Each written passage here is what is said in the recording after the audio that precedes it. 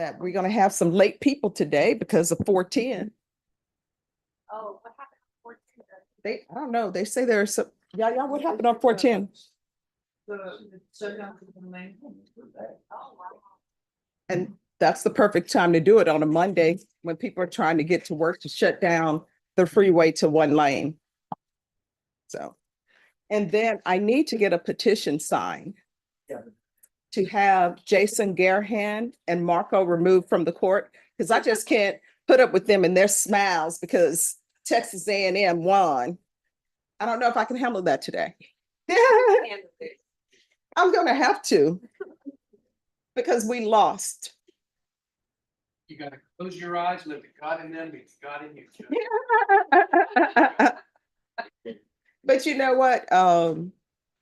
Oh my gosh, LaShawn, 3 interceptions, 3 missed field goals. Yeah, you know what? That's how I'm looking at it. But explain to me how we lose a game away from home with a good team and we fall to number 16. Notre Dame can lose to a team with no ranking at home and they only fall like 1 or 2 spots. Opus I'm Dei, just Judge. saying. It's Opus Dei. That's who it is. But you know what? I always tell people, do not get too upset because I think of them as just children. They're doing the best they can. All right, everyone, I am going to call the docket. When I call the docket, you need to stand to let me know you're here. Otherwise, I'm going to assume you're not here and a warrant may be issued for your arrest. Everybody always say Mondays are bad days because it's a Monday. You know what can make Monday worse? 1, not waking up to a Monday, and 2, getting arrested on a Monday. So let's not have that happen. Oh, and the person in the back, if you'll take the shades off. Thank you. All right, Eric Michael Jones. But here I'm giving people a little leeway because of the freeway situation. Richard Casanova is in custody. Johnny Ruiz. Thank you. Byron Agee, custody. Jordan Edward Estrada. Judge, I'm here for him. The docket indicates he's on bond. I await his arrival with anticipation. Oh, thank you. Yes, Judge. I love the LaShawn, waiting people's arrivals with anticipation. It's like when you're at a concert and the star performer is late. You're just like, I'm gonna listen to the comedian, you know? Word. Jose Gamboa, custody. Sharon Cardenas, custody. Cavanta Tyrone Thomas. He's present in council. Thank you. Jose Gamboa, custody. Stephen Brady, custody. Nicholas Carrion. Stephen Brady, custody. Julius Tovar. Thomas Henson, custody. Philip Kendall Harris. All right, thank you. Anthony Villarreal, custody. Samantha Lee Lopez. Thank you. Anthony Villarreal, custody. Jonathan Alfaro, custody. Victoria Mesquias. Am I pronouncing that correctly, Mahia? Yes. Okay. Victoria Ray Mesquias.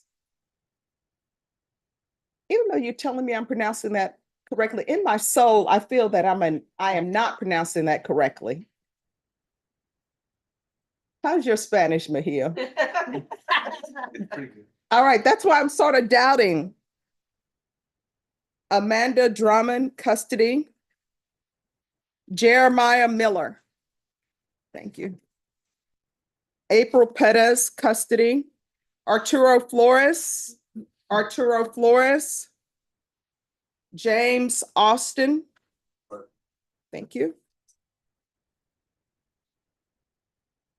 Brandon Rocky Pena. Desiree Sariana. Thank you. James Brandyberg, custody. Seth McDonald, custody. Is there anyone who's present and your name was not called? All right, attorneys, here are the rules because I found that when I don't do these rules, attorneys tend to forget the rules. Criminal trial division files are there, family violence files are there. You are not ready to approach the court unless you conferred with the state and conferred with your client. If your client is in custody, your client will need to be brought out.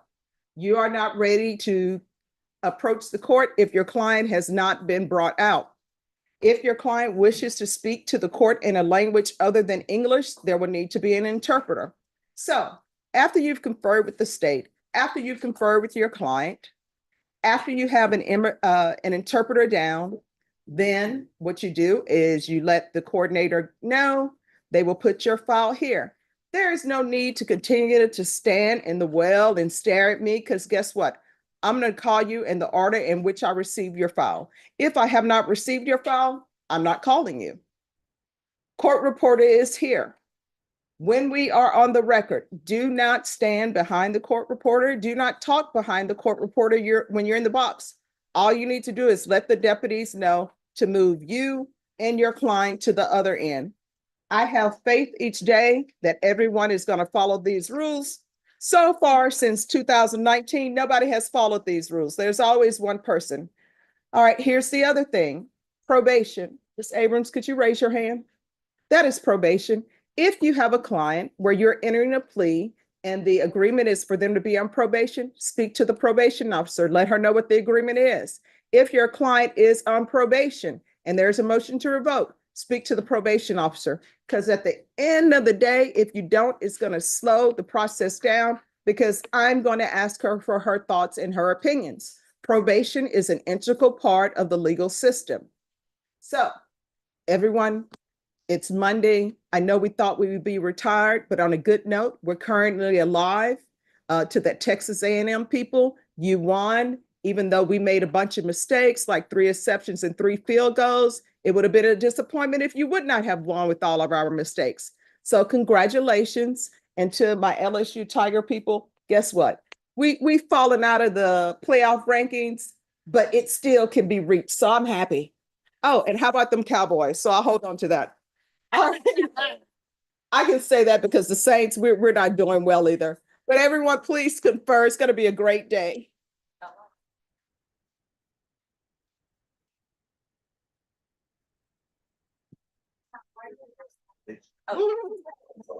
Yeah. I like to hear this. Yeah. Yeah. Well, we'll wait for several. But LaShawn, Saturday, I got up at 6:30 a.m. to be ready to give a tour to the students who came to the courthouse on Saturday. It was a lot of fun. Really? Oh gosh, yes. Did they enjoy themselves? Oh my gosh, they did. I'm sorry. Yes. So we had a lot of fun. You know what? They were here from 10:30 till 2:30. Oh, wow. Yes. Got lunch with them and everything? Oh, yes, yes, I did. They were so awesome. And they had some great questions. Yeah. And I was grateful. You know what all of the girls said? Judge Floyd, I'm not going to meet a guy at the club on Friday and bring him to my house and he never leaves. I'm like, thank you.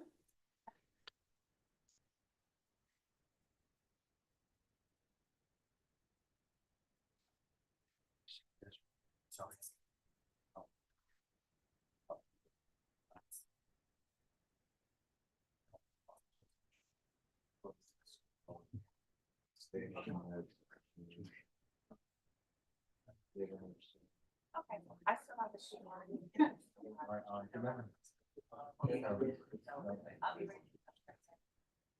Can you give it back? I'm gonna say on the record, but yeah, it's a hyphen nursing. But our. As currently, and there has at least had John.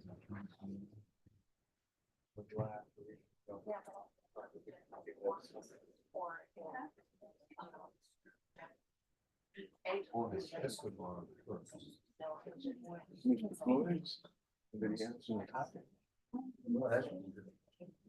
I thought he was in compliance. What do you mean by?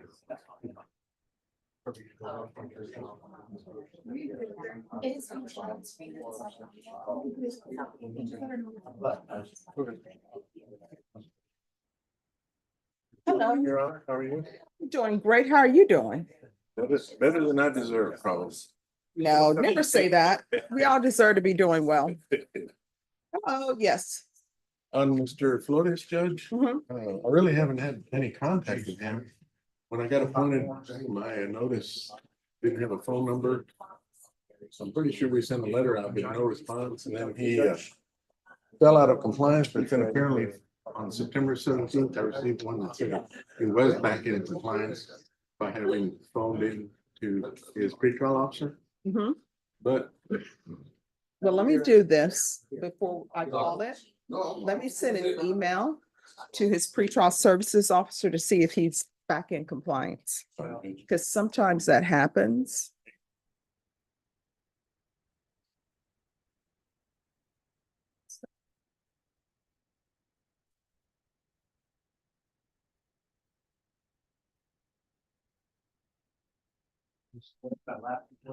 And they are not on the list. Let me see something. Let me try this one.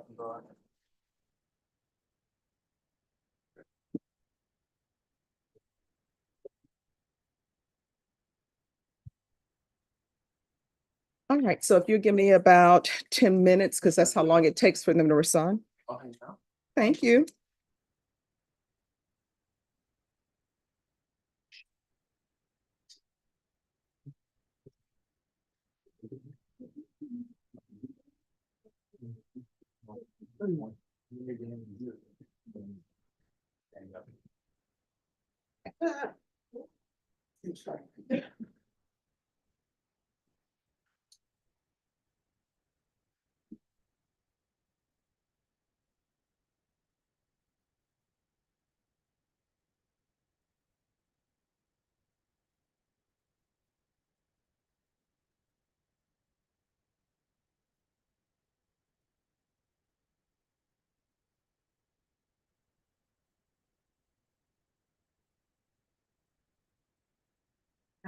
Same situation.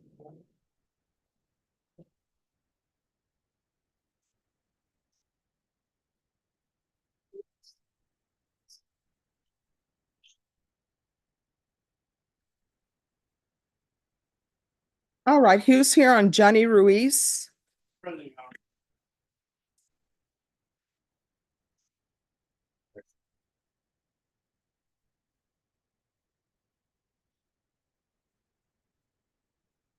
Hello. no. Hi, thank you for dressing appropriate for court. Good morning to you too.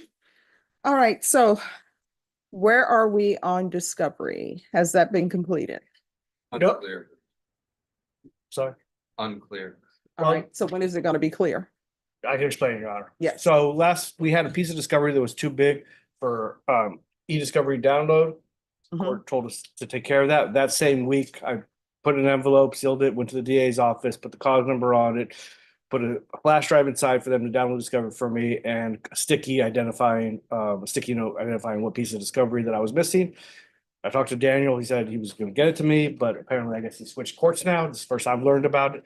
I still have not got it. We dropped it off at the DA's office, blank flash drive. We're just waiting to receive that. Well, just one moment. Because this is going to be to you today. Because we've been on discovery since August. Just give me a moment.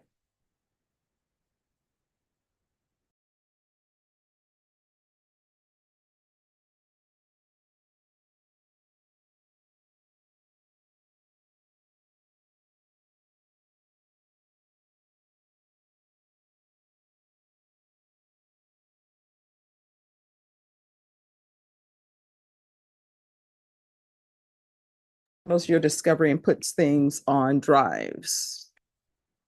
Usually it's us, Your Honor.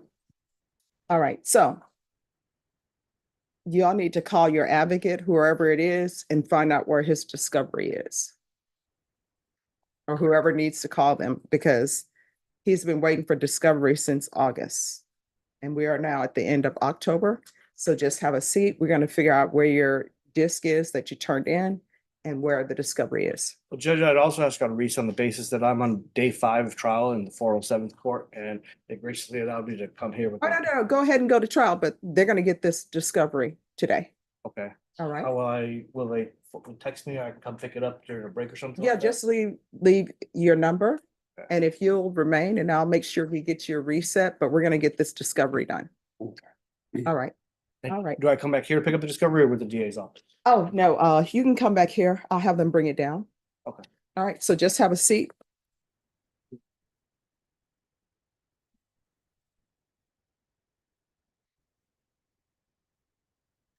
I won't be back till lunch hour, Judge.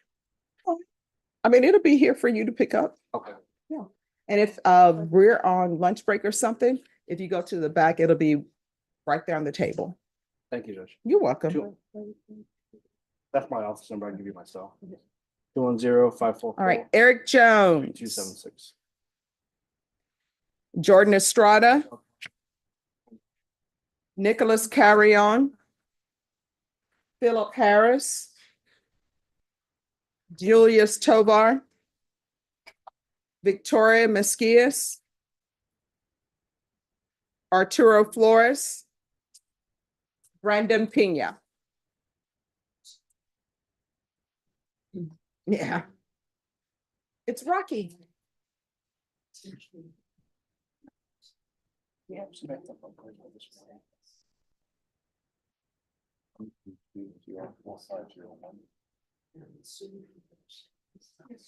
on the docket.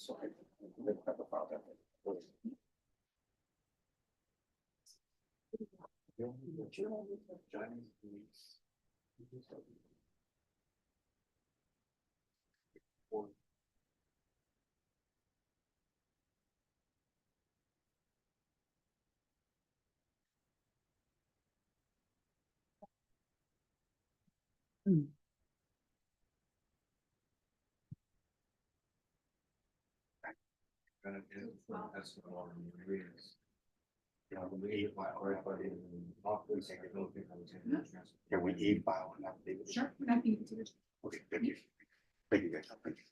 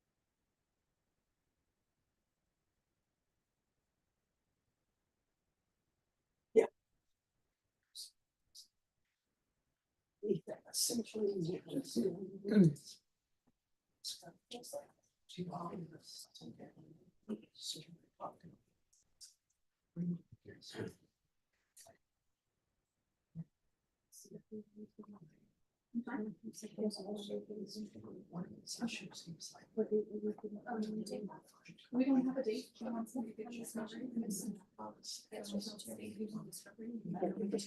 Yes, Samantha Lopez, we're gonna do a plea thing. okay, all right, thank Thank you.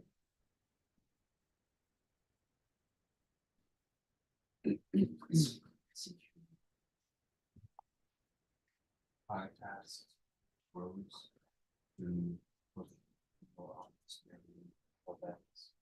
And she finds it to bring it down.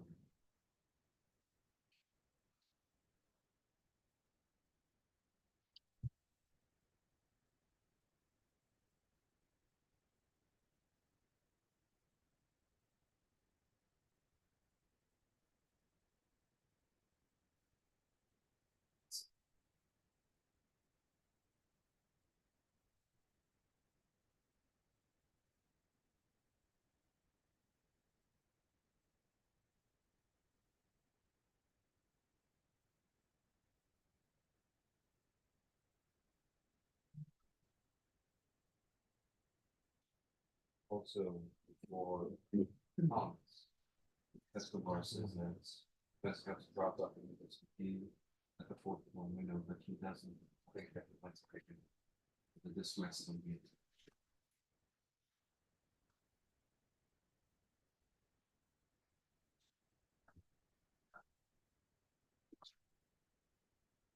My contract is on that. I don't know if you're fine. So I'm ready for this. This is what we had. I know. And I don't know what to make. Which is why I asked Walmart to call us and give us greater insight in that. So you can either give it to the judge, and see if the judge can make an answer, or it is summer month. The judge already got this. I mean, I assume. I don't know. And that's not better. I don't think. Well, unless sorry, not herself, then we would specify what it means. She doesn't need to do that if she doesn't want to. So what should we do with this? Because I'm not staying up to. No, about it. I'm not asking.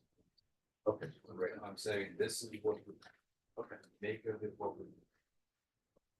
so I'll be expecting you that not ready. All right.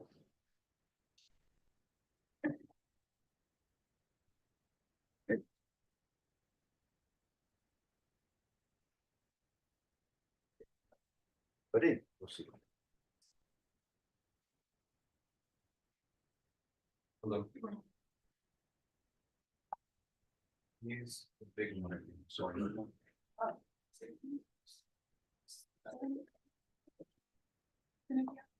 No, it's sentencing. We already planned, but it's sentencing.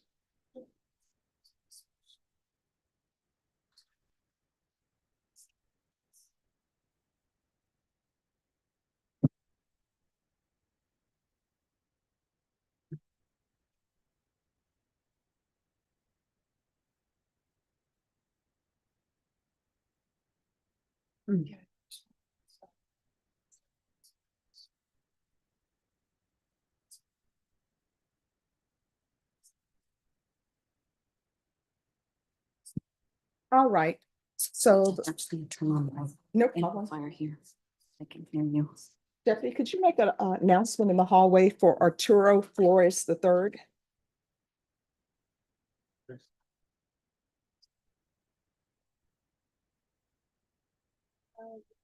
Also got an.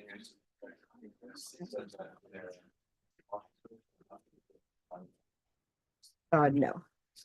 All right, thank you. I don't know why they were. Counsel, you want to approach on Arturo Flores? All right, thank you. Are you ready to go on the record? I'm ready, Judge. All right, can I have a prosecutor? Court is calling NIMAC numbers 757-551, 750-862, State of Texas versus Arturo Flores III. Can I have parties announced for the record for the state, for the defense? Hey, got us in for Mr. Flores. All right, this hearing was scheduled at 9 a.m. It is now 9:26 a.m. This hearing was called because the court received a third violation report on your client. Have you had any contact with your client? No, Your Honor, I have not. All right. Have you sought to reach out to him? Yes, Your Honor, I have several times. All right, according to the third violation report, pretrial services have tried to reach out to him. He's on a PR bond for each of the cause numbers. State, Request bond forfeiture and issue warrant. all right, then for the violation report, what the court will do is the court will issue a judge's warrant. The court will remand your client without bond. If your client makes an appearance, the court will reconsider. All right, we can close the record. Counsel, do you have the number that's listed on the violation report?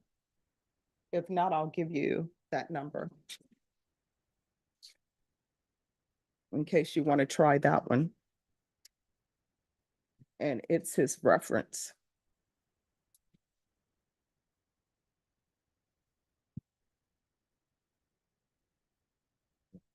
I don't see it. Oh, here you are. Oh, So if you want to try calling that number, you can. I surely will. All right, thank you. Thank you, may I be excused? Yes, you may be excused. State, you may be excused. Thank Just give me a moment.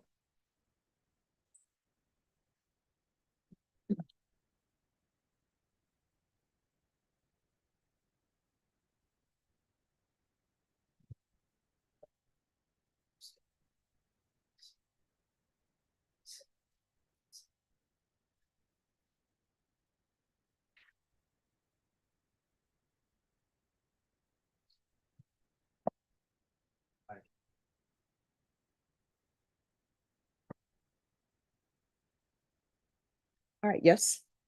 I wanted to introduce you to my third year law student from St. Mary's. Hi, Maldonado, this is Judge Stephanie Wood. hi, nice to meet you. What's your name again? Okay, Maldonado. All right, how are you enjoying law school? I like it so far. It's a lot of reading and a lot of work, but it's the challenge that I'm on. Oh, let me just tell you, if I had to do it all over again, I think I would have enjoyed it more. Because once you start the practice of law, you'll realize, why was I worried about law school? So you're more than welcome to come down anytime and sit in and introduce yourself to the people. Okay. Okay, awesome. Thank you. Deputy Mejia, are you able to take her to the back, to show her to the back? I teach at UTSA, Oh, so I okay. always tell my students, if you're going to be practicing criminal law, you need to go visit where your clients may end up being, be that the Bear County Jail, be that a prison. So he's going to show you to the back. Now, I will tell you this, the last time we showed somebody in the back, they got locked back there, but the next day they were released, so it was fine. All right. I'm a She's little taking a scared journey now. with me in the 186, so. Okay. I All right, she got to rush through. Thank you. I wanted to approach because I have a setting Mhm. tomorrow Okay. for sentencing. Who No, it's is it? today. It's Mr. McDonald. They're bringing up a jury right now for us, Okay. and I'm going to start in the 186th. All I right. didn't know if I could recall Seth for Friday, because I hope this will be done by Thursday. I can recall it for Monday. Okay, well, let's try to recall it for Monday. And who's your client? Seth McDonald. And is he in custody or on bond? He is in custody. All right, could I see the file on Seth McDonald? And Norma, when the deputy comes back, when you have them bring Seth McDonald out, and we'll recall it for Monday. Okay, I am scheduled to pick a jury in on Monday also in civil court with a pro se litigant. And she is not letting it go. So that's why I was trying to. Well, let me ask you this. I'll do what you tell me. Well, do you want me to recall it for Thursday and see if you have a chance to stop by? Yes, let's All do right. that. if we So can. we'll put it on the 31st. Norma, could you schedule it for the 31st? Yes. Because Judge might start the trial late in the 186, and that will give me a chance to come and do his sentencing. Okay, all right, awesome. May I have excuse? Yes, good luck to you. Oh my gosh, she made it out. Good job. So smart.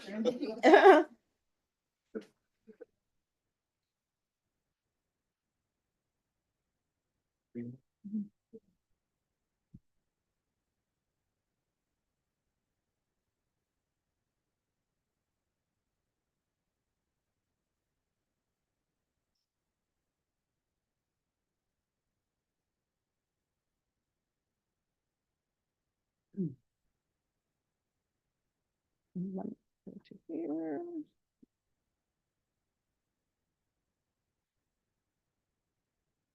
Did you have a file pull? I gave an announcement, don't stare me down. No, Judge, no. Okay, No, I need this, my client needs this thing together. okay, oh, the clerk has it. No, Thank you, I was like, yeah. no. Sure. The Zoom ID. Oh, okay, I got it, it's right there. Thank you so much, ma'am. Is it 2904 the last one? Let me see. Because it's the same one we had last week.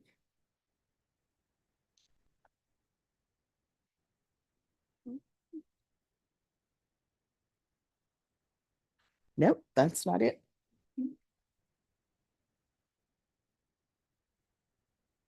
Thank you, everybody. Sorry for the. Oh, no.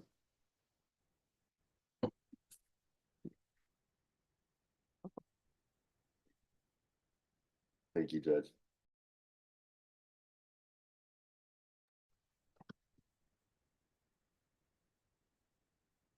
Do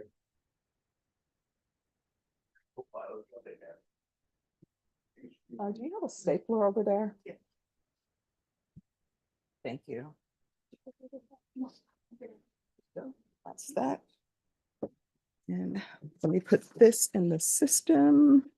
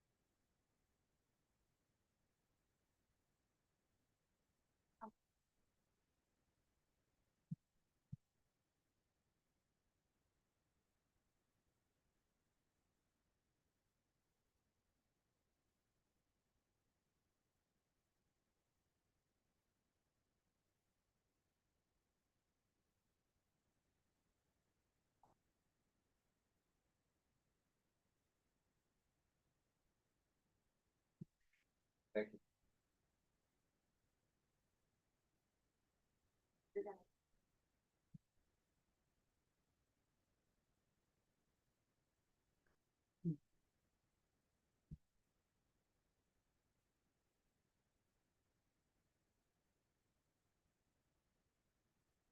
What's that?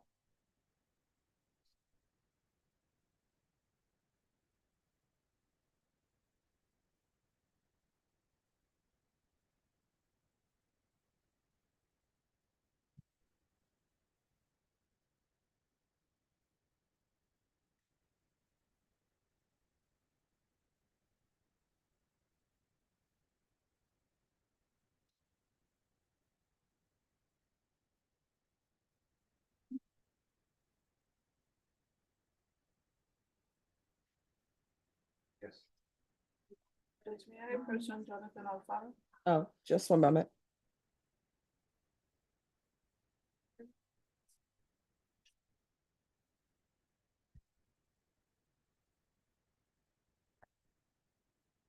If your license. Okay. I'll talk to you.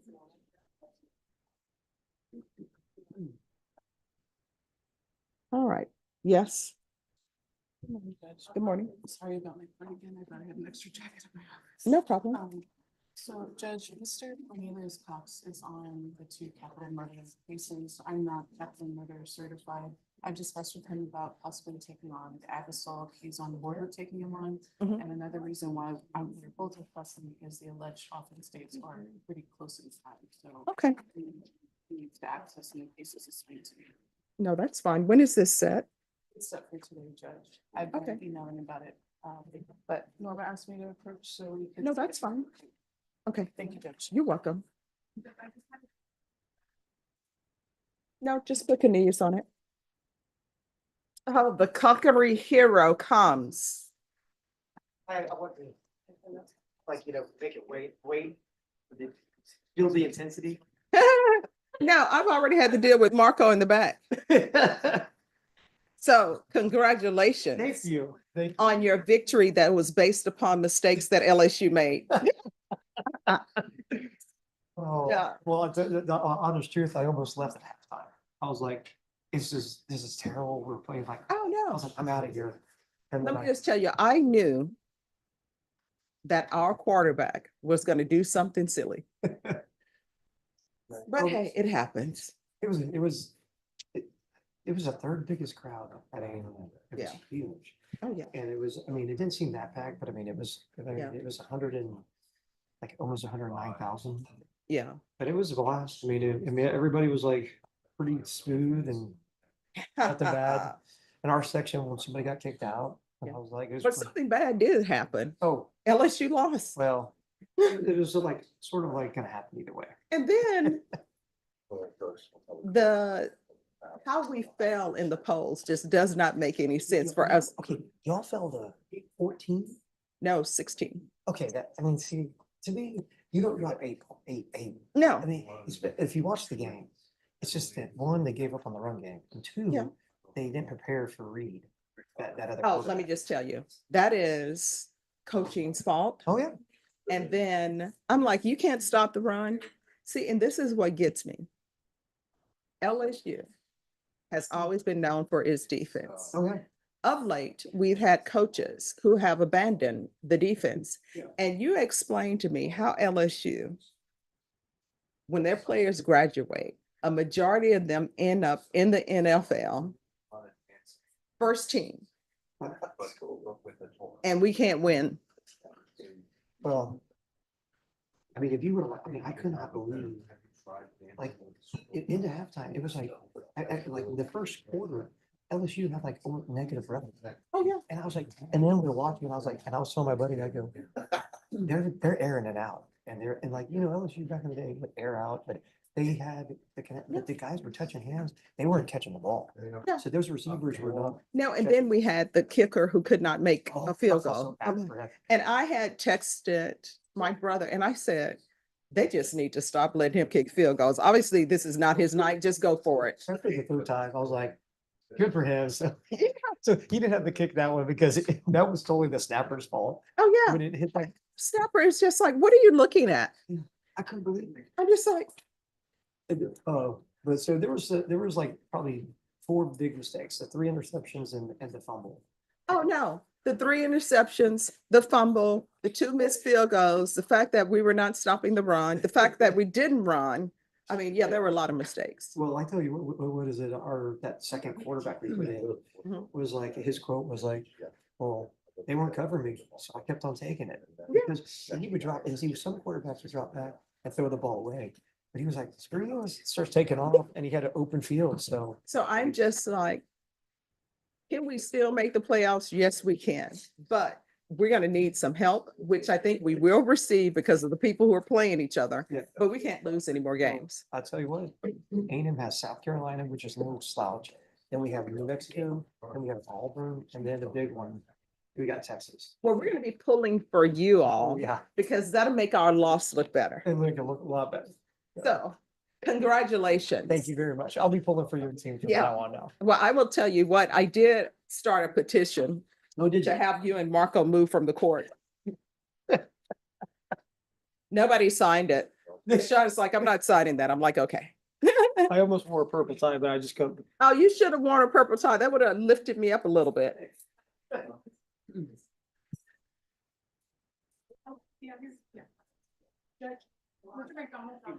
Seth McDonald, if you'll come forward.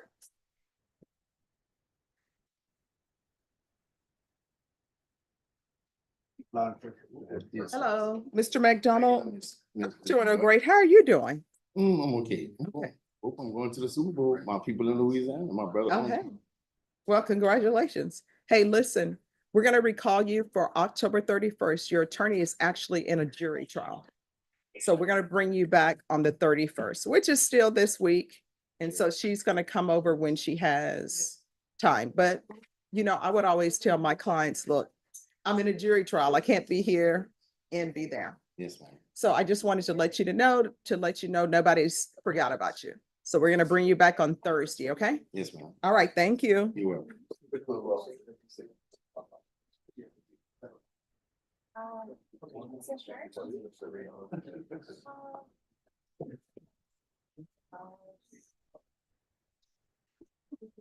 Vashon McDonald is coming back on the 31st.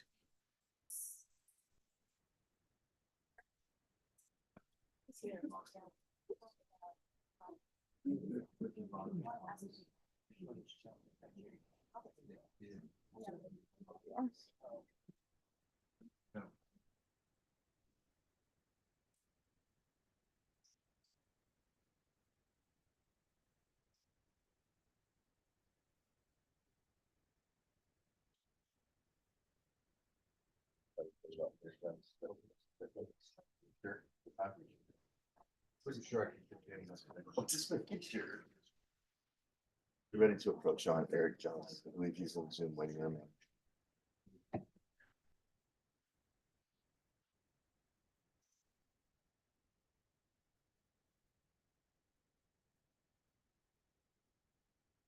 He's not in Zoom.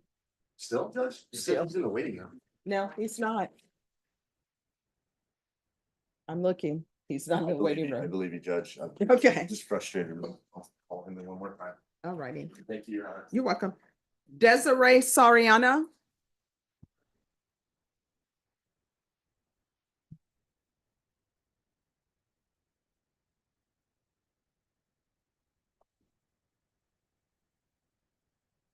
No problem.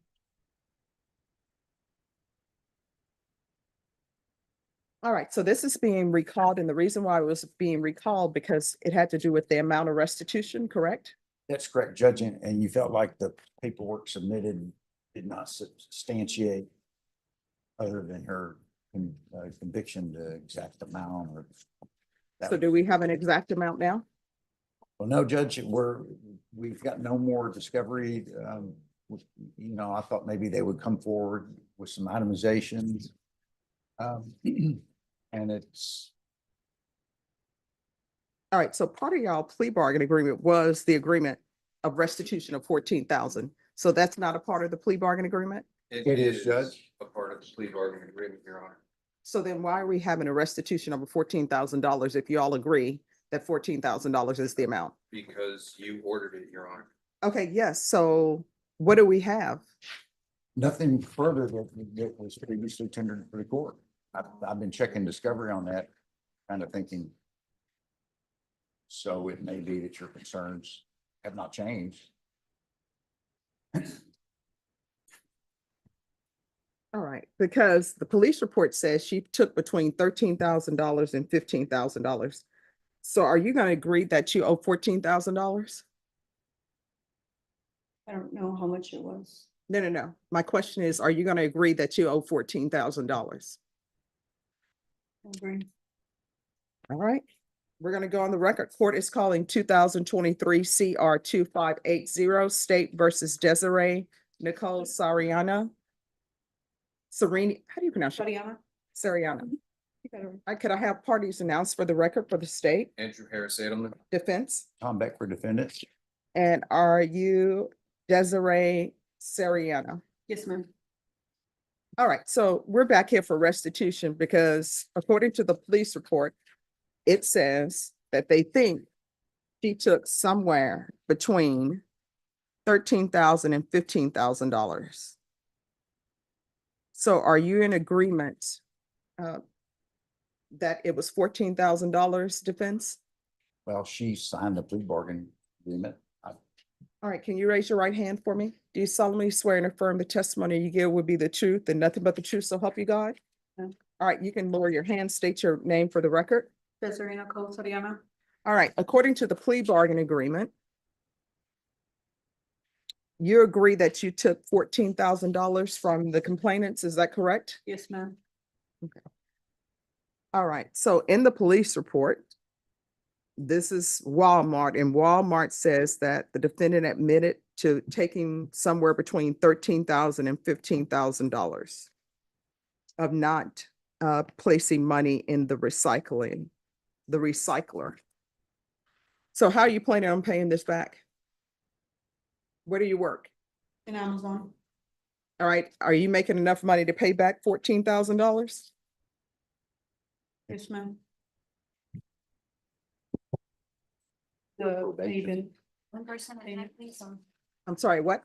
In payments? I can do payments? All right, so here's the thing. You were working at Walmart and according to the police report, you took $14,000 because you needed for bills and housing and insurance. How is that any different working at Amazon? Is Amazon paying you more?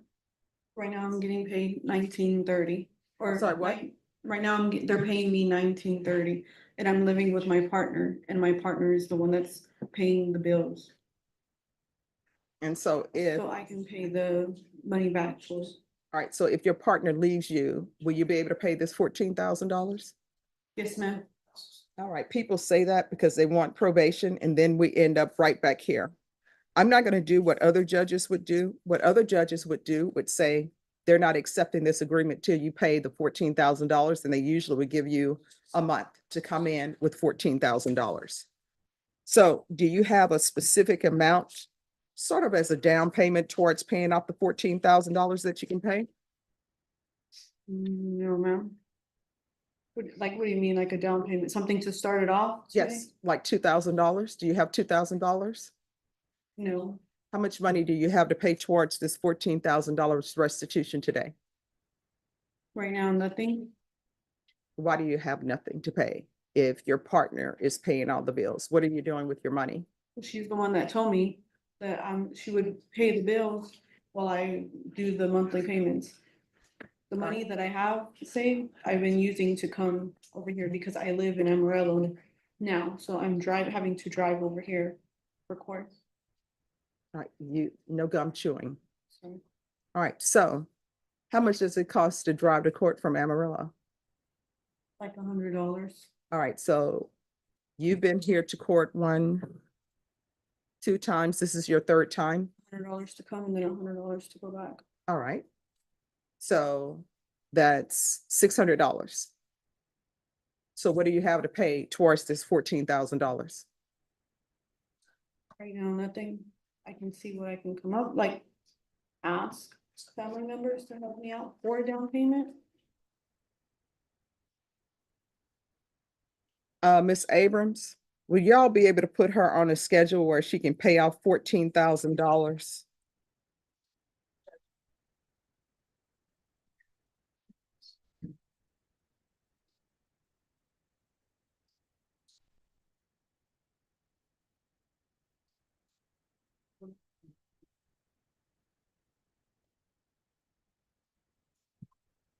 Are you gonna be able to pay $500 a month? Yes, ma'am. All right, Miss Abrams, in order for her to pay off this $14,000, she needs to pay $500 a month towards restitution. You understand? Yes, ma'am. And we're gonna start her first payment. We'll start it November 1st. You understand? Yes, ma'am. All right. State, you may be excused. Thank you, Your Honor.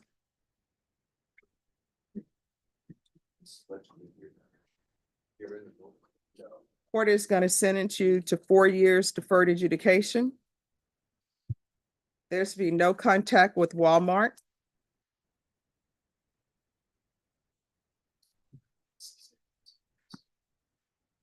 There's to be $500 per month for restitution. There's a $500 fine that will be probated. Proof of employment within 30 days. There's to be no employment as a home health care provider or with minors. There's to be regular reporting by Zoom or in person, regular random UAs. Do a transfer to Amarillo. What county is that? I believe it's Potter. All right. It'll be transferred to Amarillo.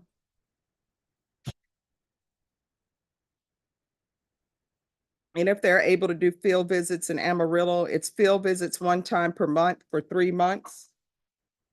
There's to be 200 hours of community service restitution. She's going to do a theft course. Once you complete the theft course, 100 hours will be deducted. Do you have any children? No, ma'am. All right. And then she'll have to complete the remaining 100 hours of community service restitution. Probation, is there anything else she needs? Is there anything else you need from the court to be successful? No. All right, did you review the document entitled Trial Court Certification of Defendants' Rights to Appeal with your attorney? Did you understand it and did you sign it? Yes, ma'am. Because this is a plea bargain agreement, because I followed your plea bargain agreement, and because you waive your right to appeal, you do not have the court's permission to appeal. Do you understand? Yes, ma'am. All right, we can go off the record. Here's the thing, when you come up short on your bills, stealing is not the answer. because then guess what ends up happening? You're still gonna pay that money back. Now you have something on your record that's called a crime of moral turpitude, which is very bad. So if you try to get a job that requires you to have a license, this is gonna pop up on your record and non-disclosures will not help you. Do you understand? Yes, ma'am. In this court, I require that you report. In order to be successful on probation here, communication is key. So if there's an issue, let your probation officer know. If you feel as though they're not addressing it, you can always come back to the court. Do you understand? Yes, ma'am. And you need to handle your bills and know that you need to pay $500 a month towards restitution. Do you understand? Yes, ma'am. All right, good luck to you. Thank you. You're welcome. Thank you, Judge. You're welcome. And everyone, just give me a moment.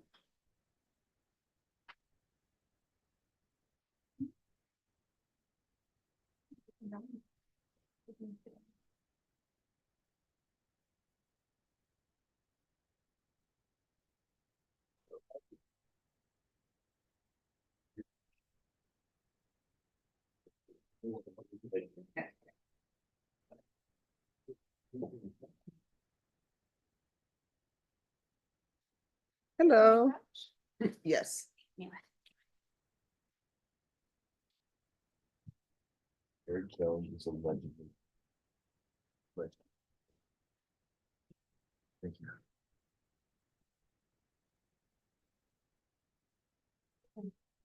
I'm good.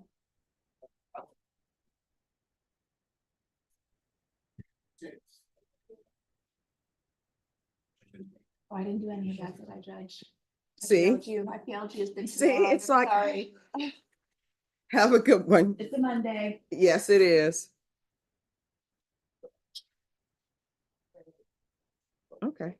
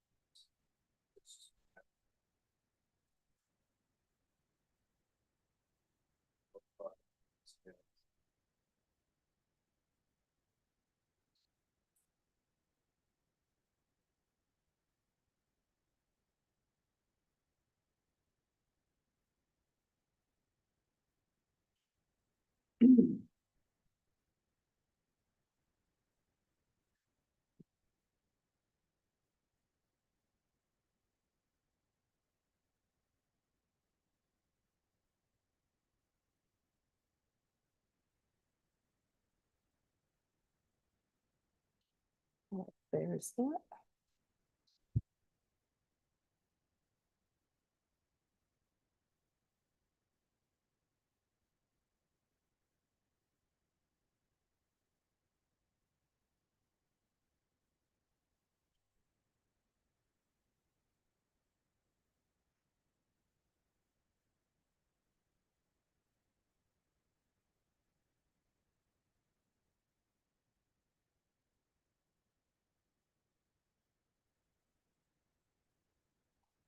Oh, here's falling out, sorry.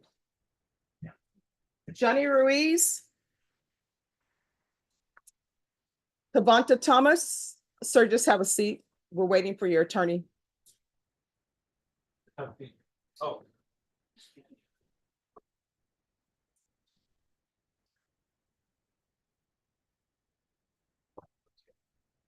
All right, on this one, do you have the hard drive? Yes, that's been turned over, Judge, and we're still waiting for that discovery to be provided. All right, so the hard drive was turned over September 30th. So where is his discovery? My understanding, Judge, we went to the window, the hard drive was never picked up. And gave it to Anthony this morning, and he said he was going to try to make that copy. All right, tell them they need to make the copy today. So just have a Hopefully. seat. We're gonna get that done. I'll be waiting. Thank you.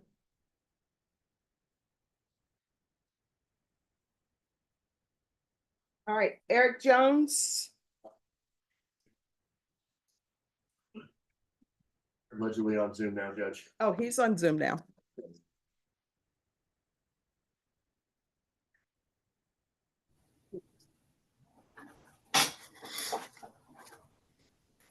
All right, body cam. There is none. I received a response from Texas DPS agent Villanueva, who informed me that the agents who investigated this case were not equipped with body worn camera recording devices and so could not make recordings. All right, so there's no body cam. Yes, Judge. I just received two different plea offers from the state. If I can get a short 2-week reset so my client can decide which adventure he wants to choose. Okay. Let's see. Norma, recall this for November 12th. Thank you, Judge. Welcome. And if it's going to be a plea, your client can appear by Zoom. He'll need to have the ability to sign plea paperwork though. So if he doesn't have the ability to sign plea paperwork, then he'll need to be in court. Roger that, Judge. I'll go over that with him, Judge. All right, thank you. Thank you, Your Honor. May I be excused? Yes. Thank you, Your Honor. Thank you. All right, thank you. And thank you for dressing appropriately for court. You're excused. Yes, ma'am. Thank you. Yes. Yeah, so it's like.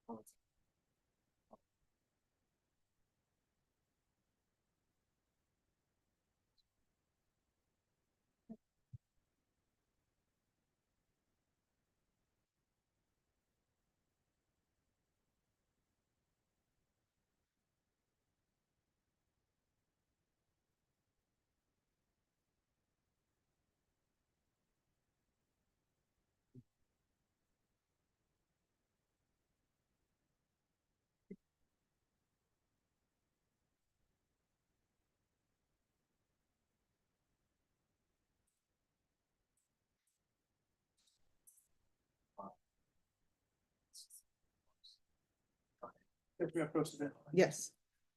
Here, Judge, on Mr. Jordan Estrada. All right. Is he on time? He's not. I gotta go. All right, you need to have them pull the file. Oh, will do.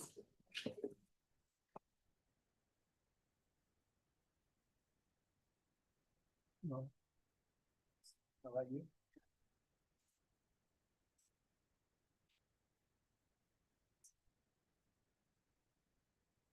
I think that's the file, Judge. Oh, yes, just give me a second. Okay.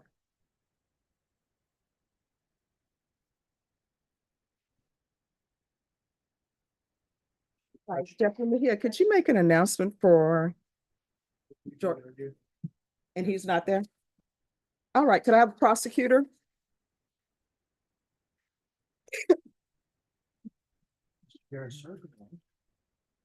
He is on GPS, I think. I mean, isn't he on GPS? Judge, he left lifetime against treatment advice. Okay, I'm not sure All what right. has happened to him since then. all right. He's not reached out to me. Court is calling night mag number 738855, State of Texas versus Jordan Edward Estrada. Can I have parties announced for the record for the state, Jason Garahan, you're on. for the defense? Ted Wood for Mr. Estrada, Judge, just for the court's edification, he's been indicted. All right. Mr. Estrada was placed on a PR bond with partial GPS.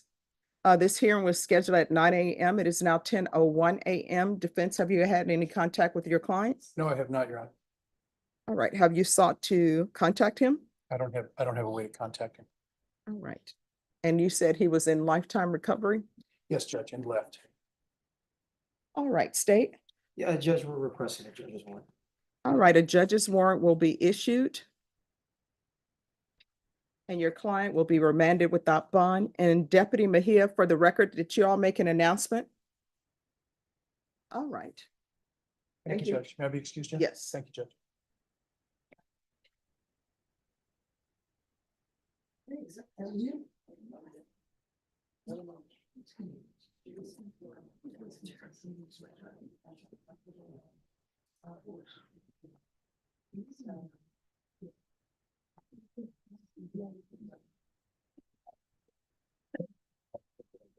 On that one, it shows him as a fugitive already.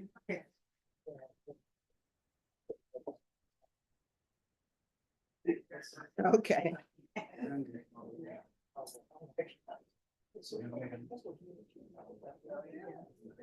Yeah, this is the most I've ever seen. I know.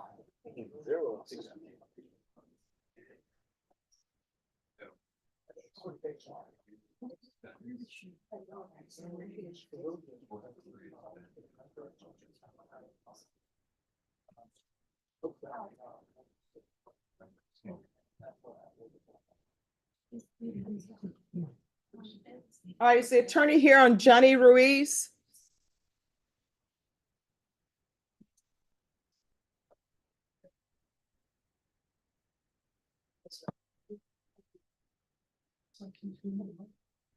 Sir, I know what you're waiting for. State on Johnny Ruiz, they need the hard drive.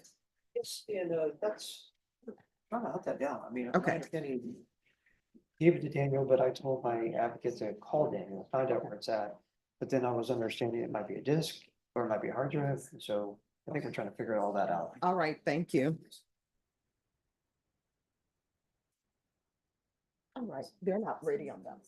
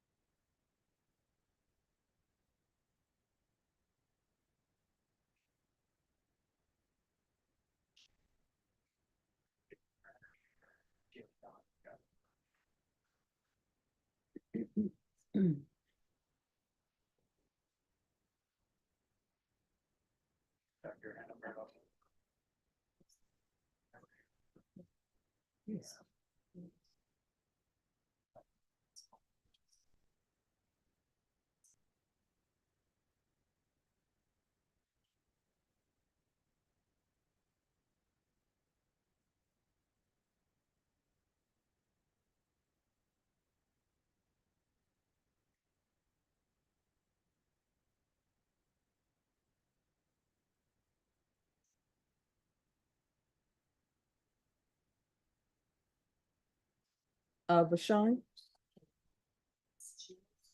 On the violation you sent me on Chase Gordon? Chase Gordon? The last line says he's supposed to go to safety, but then it says that he's completed safety.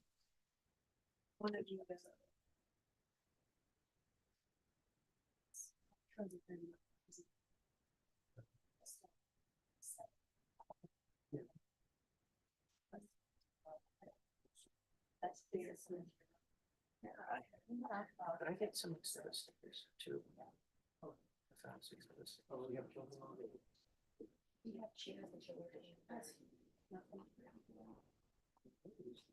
So he finished the residential part of safety.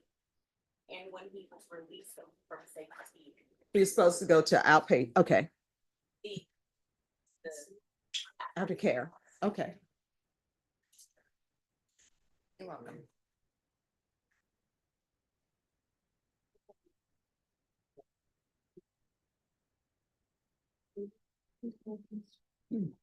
Oh, God, you're supposed to talk to, Neil Cordero about. Remember I talked, so you and Neil together about something. Neil, that's the one that Clayton talked about. Oh, Yeah. Okay, now you talk to me. yeah, I know what you're talking about.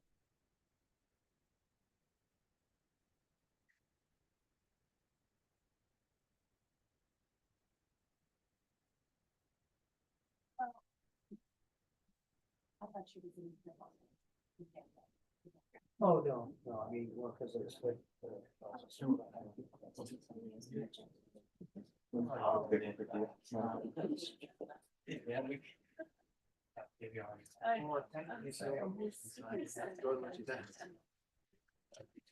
I don't know. Your Honor, may I approach? Yes, Mr. Harry, my client to appear by Zoom. He says he got some ID this morning from the clerk. yes, and you, Waiting for the host to. sure. They may have. He says it's waiting for the host to start the meeting. So I said, that's probably not correct, Mr. Harris. Let me go find the correct one because they change it all the time. All right, and Bashan, I'm unable to sign the order for the removal of the GPS on Sanchez. It won't let me. So I did send it back to you.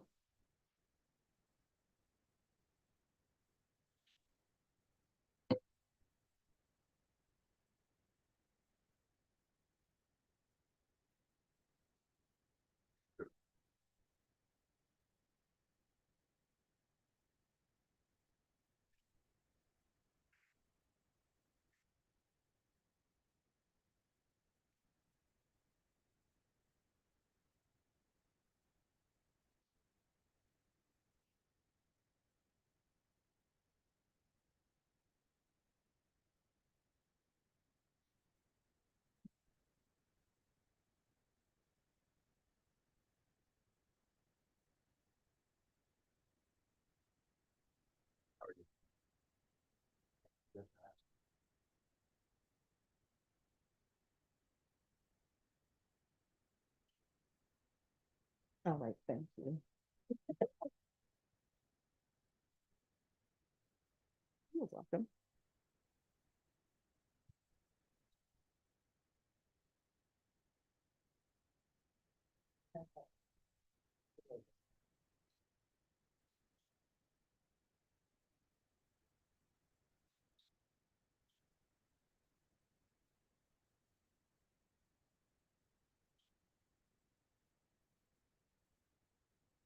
No, but we know it.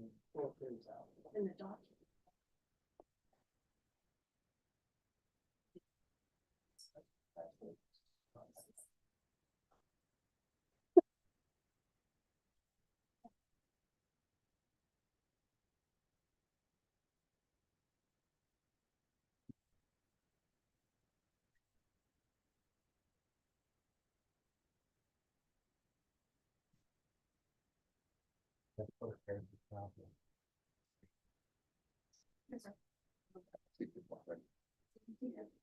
Thank you.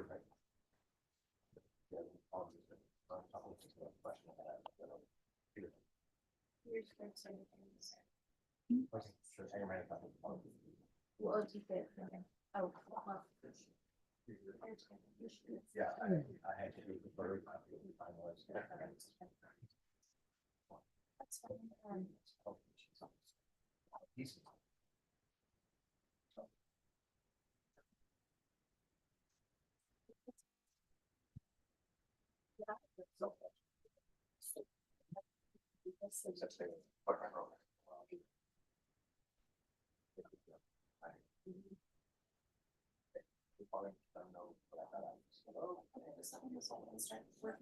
Will do. Thank you.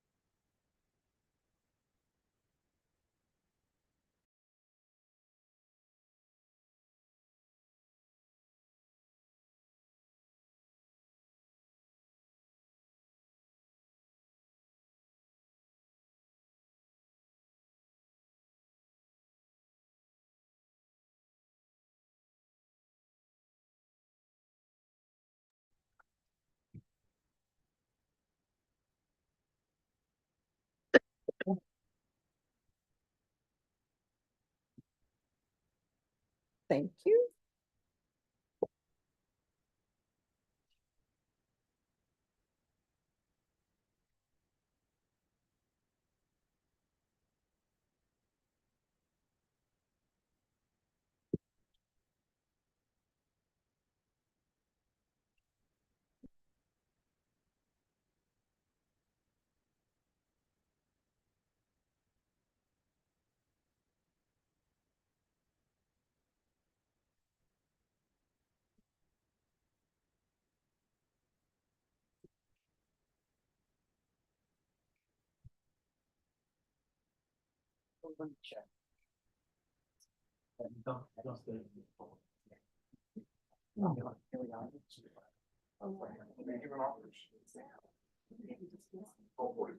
All right, court is calling 2024 CR 4089, State of Texas versus James Brandyburg. Could I have parties approach and announce for the record for the state? Defense. Adrian Pettis. And where's Mr. Brandyburg?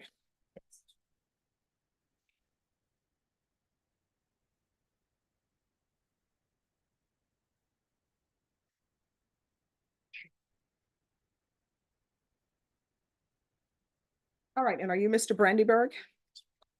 All right, we're here for sentencing. You entered a plea of no contest on September 10th, applied for deferred adjudication. According to the plea bargain agreement, punishment is to be assessed at a cap of 3 years in the prison, and the state opposes your application. Have both parties had a chance to review the PSI report, state? Yes. Defense? Yes, Your Honor. Any objections to the PSI report, state? No objection. Defense? No, Your Honor. Any witnesses, state? Not for the state. Defense, any witnesses? No witnesses, but I'll offer defense 1 and defense 2. No objections. All right, if you all will have a seat while I, I'll highlight them for you if you'd like, Judge. oh no, I'd love to read. Wonderful. All right, so if y'all will have a seat while I read the medical reports, I'm assuming that's what this is, Yes. and then I'll call you all back up. Thank you, Your Honor. You're welcome.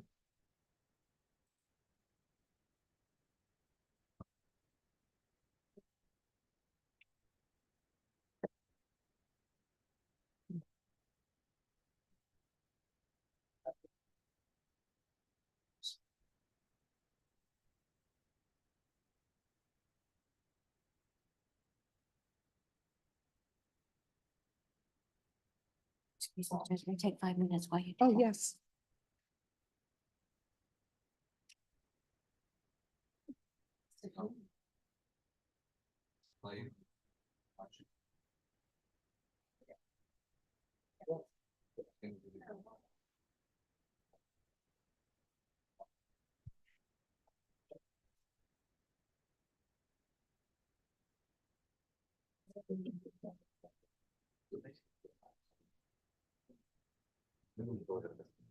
It was a felony, yes, so it's still. Yeah.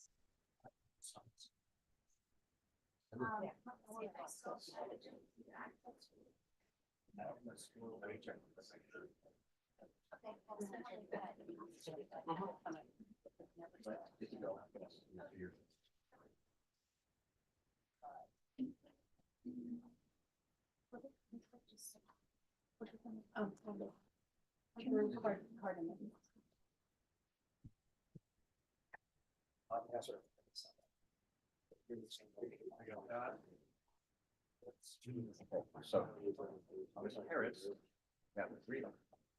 He's on Zoom.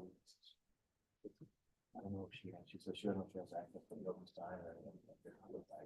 I haven't downloaded those on my phone. It's pretty good. Okay. At least in the past. Okay.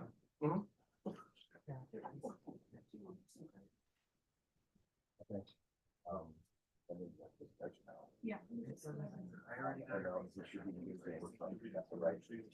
Who's your person, Harris? Philip K. Harris, yes, Your Honor. He's on Zoom. Yes, Yes. we have an agreement worked out, but not sure about doing a play, I guess, by Zoom or Oh, yeah. Just have them do it by Adobe Sign. saying she's not sure she has access to it, she'll be signed, but we'll see. Oh. May I be excused, go down to 290th because they're working on paperwork on the client down there. Yeah, but you need to get on Zoom here so that your client can give them his email address unless you have his I email can give address. the email address to, who do I need to give that to? You need to give it to Norma and you also needed to give it to the prosecutors. Let me give her address to you.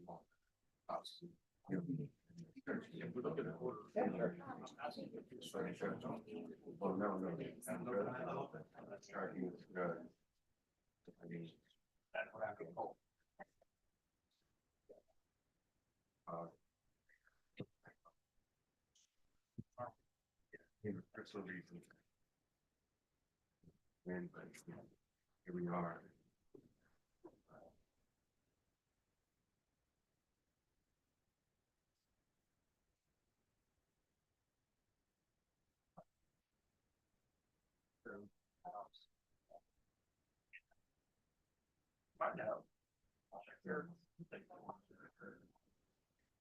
Yeah, it's over that, you know, I already had I already have staked their felony. Honestly, if it was shorter than I was signed, you know, copy read.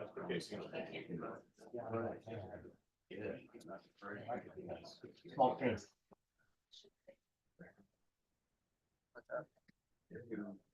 Drug charging.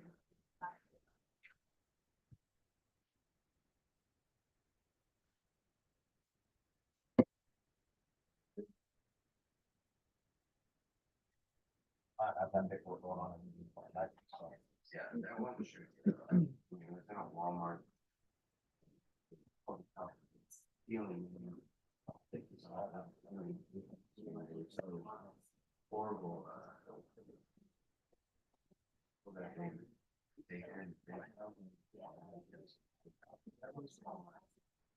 Search for that. How much stuff they found. The first, yes, the first. The first rack. Anyways, I'll go down to Guy, see if they have my paperwork ready for the back. I guess I gotta do that on my phone then.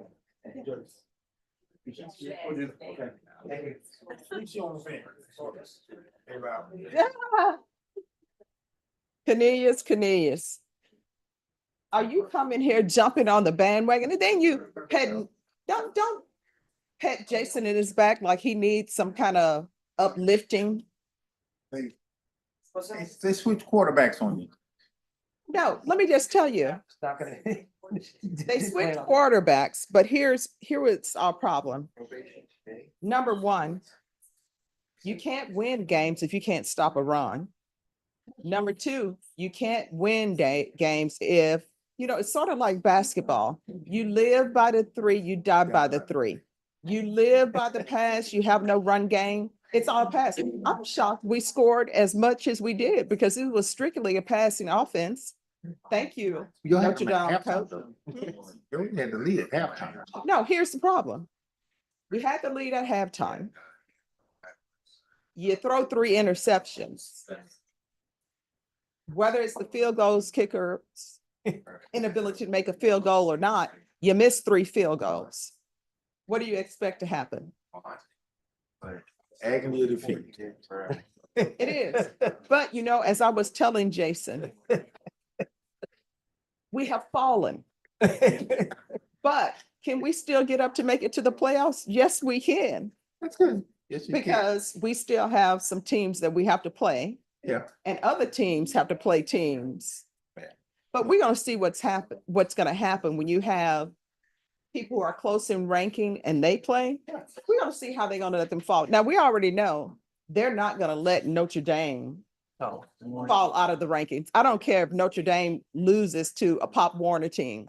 They still gonna find a reason why they should only drop in rankings by maybe 2. So Y'all have what, they have Ole Miss, I think. No, we have South Carolina. South New Carolina, Mexico. that's tough. And South Carolina's gonna be tough, but then we also have Auburn, which they're not great, but they're still tough. Yeah. And then the last game of the season, UT, Texas. That's gonna be and see, big. here's the thing. have to go with UT. Now, let me just tell you what I'm, no. Ain't in to win. Let me just tell you what I'm doing. I'm gonna be doing this because since we lost to them, we need them to win every game. So you're that lost, but. Yeah. That's what we true, need to too. do. Now, if they fail us, I'm truly gonna start a petition to have him moved and Marco moved. Like, they gotta go. Good. But we'll see how. And then Cadiz, My deepest sympathy. I'll pull for you, boys. Jason, I don't think I have his deepest sympathy. And you know what? He's playing games to me right now. Do you see me talking about Florida? No. What is Florida's rank? We're not ranked yet. But I like that. I like being not ranked. I like not going to the playoffs. I like being ranked number 10 right now.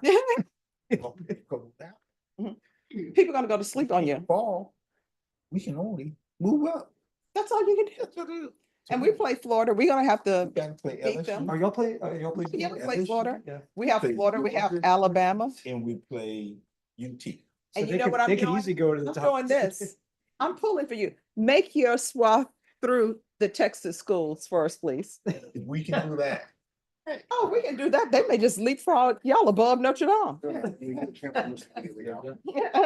Oh, Cornelius, you want to ask for your guy so we can get your guy out? Mr. Alfaro? Oh, he's in the box. Yeah. Okay. Yeah.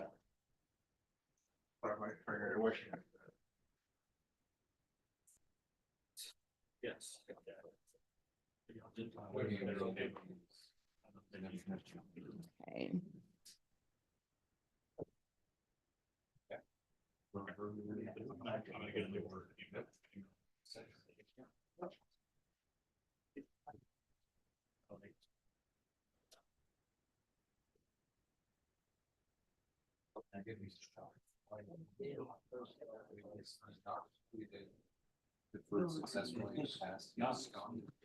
All right, are you all ready on Brandenburg? Oh, Raymond's, just give us a moment and Raymond will come up and I'll take you up. But I've read your documents, counsel. Thank you.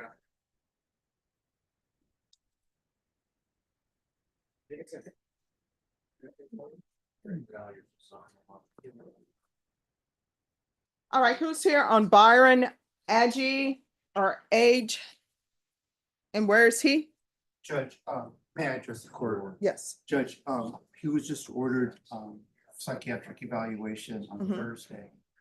I have to admit that I missed the first informal hearing a week before, so they were resetting it for Thursday, so finally the court ordered it.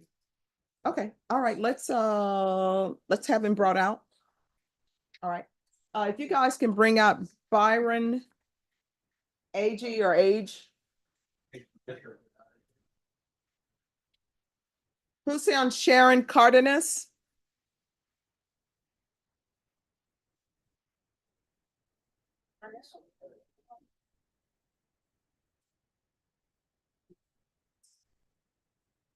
First half was also. Okay.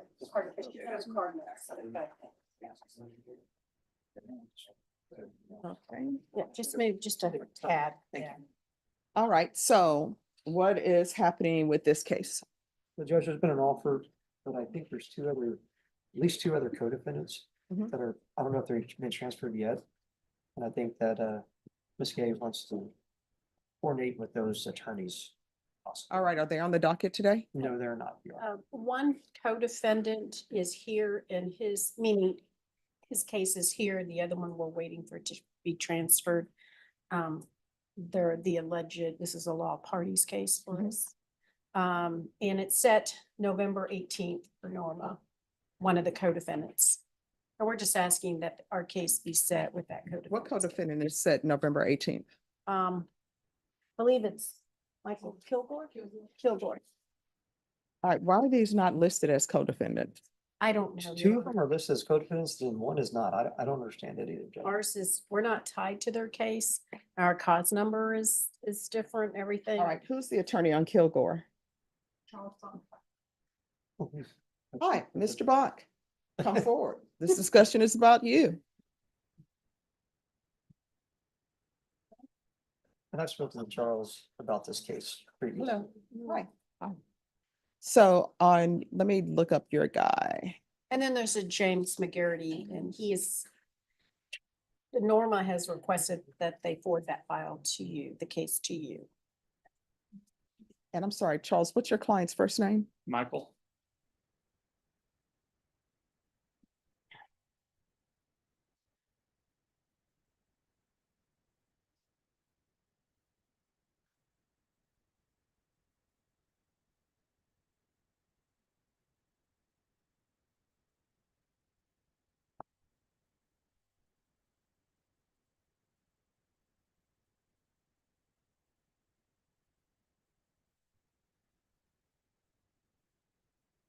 All right, so your case was actually set for October 14th. I guess you were in trial or somewhere.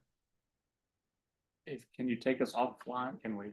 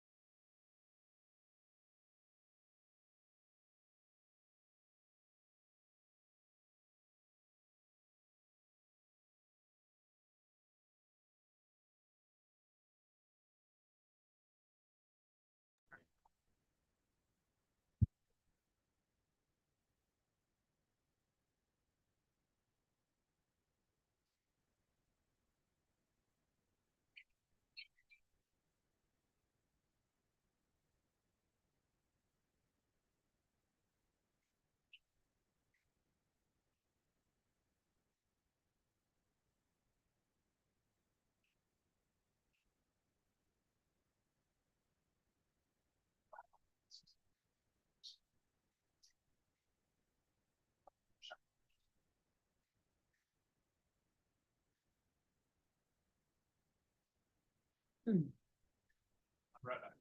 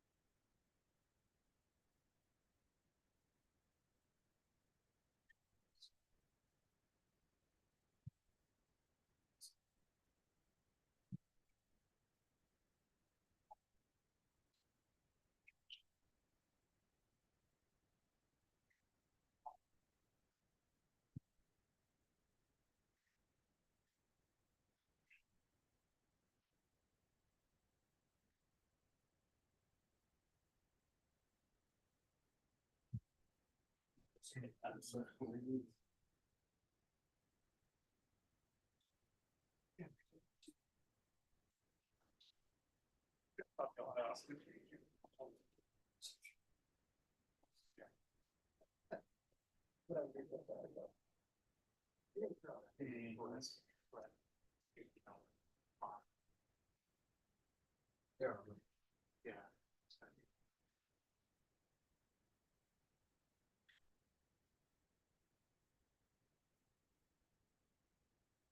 Previous one was 4,500. Yeah. That sounds.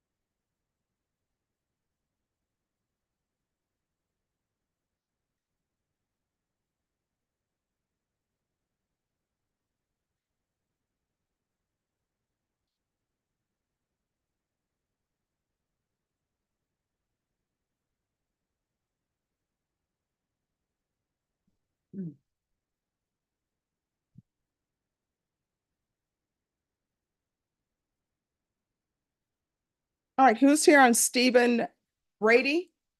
Answer. Where is he? Come down.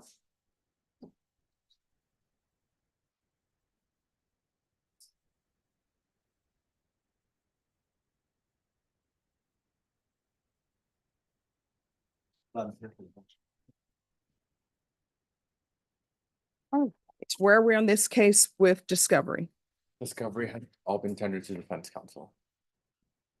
All right, was an offer tendered? Yes, Your Honor, the state tendered an offer today. I conveyed that to my client. I'm asking the court for a reset so I may figure out what's going on with this out of county case. All right, so your plea deadline date is going to be November 18th. So at that time, you'll need to let the court know whether or not you're accepting the state's offer. Do you understand? Yes. All right, any questions about anything?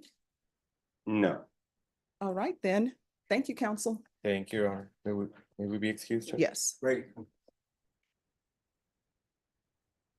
Number 18. I'll see you then. All right, have a good one.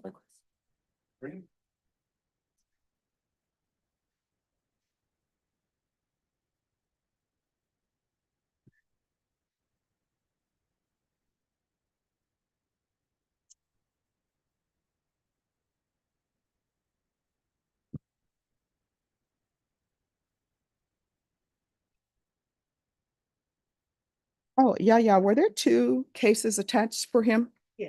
All right, let me see. I didn't write down on each file. Let me get that back. Thank you.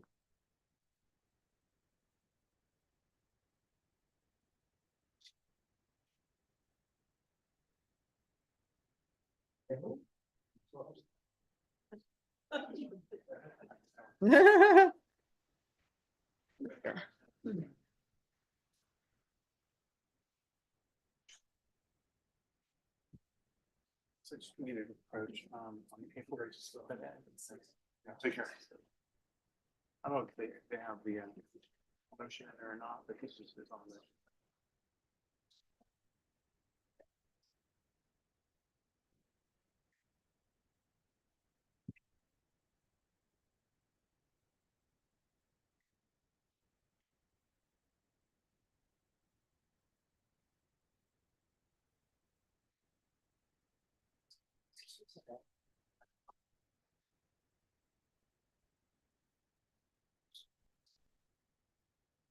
Yeah.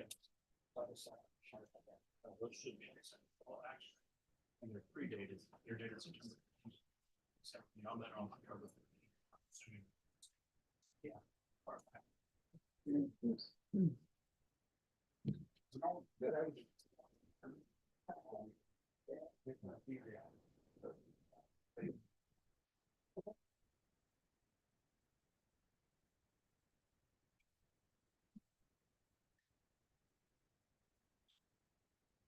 Samantha Lopez.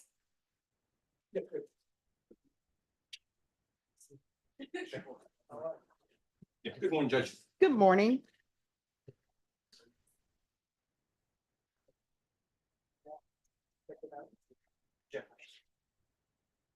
All right, court is calling 2022 CR 4501, State of Texas versus Samantha Lee Lopez. Can I have parties announced for the record? For the state, Ashley Jones. defense, Amir Memorial. and are you Miss Lopez? Yes, ma'am. Counsel, have you received all of the discovery? I have, Your Honor. And did you review it with your client? Yes, Your Honor. Court will find that the state is in compliance with discovery. Ms. Lopez, did you review the document entitled Application for Deferred Adjudication with your attorney? Yes, ma'am. Did you understand it and sign it? Yes, ma'am. Did you review the true bill of indictment with your attorney? Yes, ma'am. Did you understand it? Yes, ma'am. Counsel, do you waive the reading of the indictment? Yes, Your Honor. State, are you proceeding on the indictment as presented? We are, Judge. Ms. Lopez, did you review the admonishments with your attorney? Did you understand it? Did you sign it in all the appropriate places? Yes, ma'am. Did you understand you're charged with assault, family, choking, strangulation? That's a third-degree felony. Range of punishment is anywhere from 2 to 10 years in prison and up to a $10,000 fine. Did you understand? Yes, ma'am. If you have a plea with the state, the court does not have to follow your plea. If for any reason the court does not follow your plea and gives you more than you bargained for, the fact that you entered a plea will not be used against you and you will be allowed to withdraw your plea. Did you understand? Yes, ma'am. Did you understand you have a right to jury trial, a right for you or your attorney to cross-examine and confront any witnesses the state would call and the right to remain silent? Yes, ma'am. Did you understand by entering this plea, you were giving up those rights? Yes, ma'am. And did you intend to give up those rights and enter into a plea in this case? Yes, ma'am. Did you understand if the court were to grant your application for deferred adjudication, if for any reason your deferred adjudication were revoked, the court could find you guilty and sentence you up to 10 years in prison and up to a $10,000 fine? Yes, ma'am. Counsel, has your client been able to provide you with any defenses? Yes, Your Honor. Do you believe she has a rational as well as a factual understanding of the charges against her? Yes, Your Honor. Do you believe she's currently competent and was legally sane at the time of the offense? Yes, Your Honor. Ms. Lopez, has anyone threatened you, coerced you, or placed you in fear to get you to enter the plea? No, ma'am. Anyone promised you anything other than the plea? No, ma'am. Are you satisfied with the way you've been represented? Yes, ma'am. Are you a U.S. citizen? Yes. Court will find that defendant has knowingly and voluntarily waived her right to jury trial. Did you review the plea bargain page with your attorney? Did you understand it? Yes. According to the plea, punishment is to be assessed at $1,500 fine. State recommends deferred adjudication. This is to run concurrent with County Court Cause number 633165, and there's an affirmative finding of family violence. Did you understand with an affirmative finding of family violence, you're not allowed to own or possess any weapons or ammunition? Yes. Did you understand with an affirmative finding of family violence, you're not allowed to be designated as primary custodial parent? Yes, ma'am. Did you understand that to be your plea? Yes, ma'am. Defense is at the plea? Yes, Your Honor. State is at the plea? Yes, Your Honor. Did you review the waiver of appeal paragraph with your attorney? Did you understand it and sign it in both places? Yes, ma'am. Did you understand by signing that you're waiving your right to appeal? The only items that can be appealed are written pretrial motions, that have been filed, heard, and ruled upon by the court. Did you understand? Yes, ma'am. Counsel, have there been any such motions? No, Your Honor. Outside the agreement, the state is requesting that your deferred adjudication be for a term of 4 years. There be 160 hours of community service restitution, no contact with Stacy, Stacey Reyes. There's to be the BIP course, TAP evaluation, and no possession of firearms. Legally, you're not allowed to possess any firearms. Do you understand? Yes, ma'am.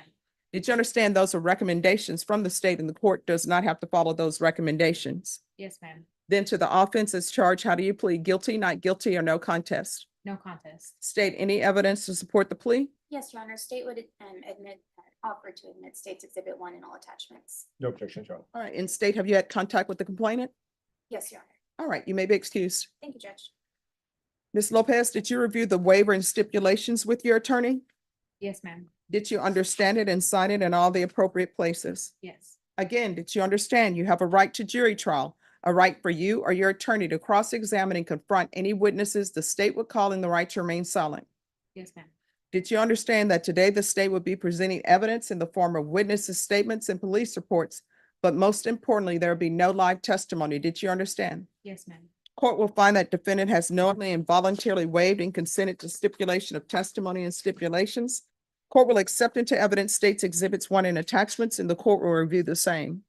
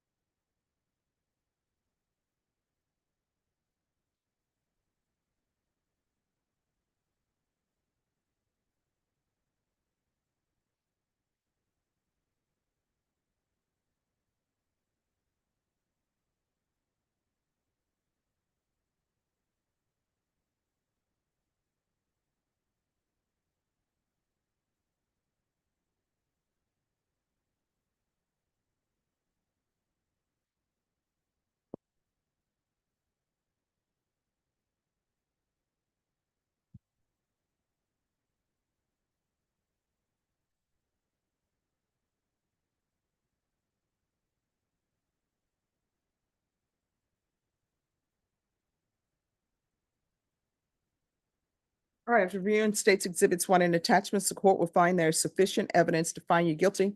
The court would defer finding of guilt as you've applied for deferred adjudication. Is there anything you wish to say on behalf of your client? We respectfully ask the court to follow the agreement, Judge. All right, why are you violent? What's going on with you? At the time, I was not in a very good mental state. I was in an abusive relationship.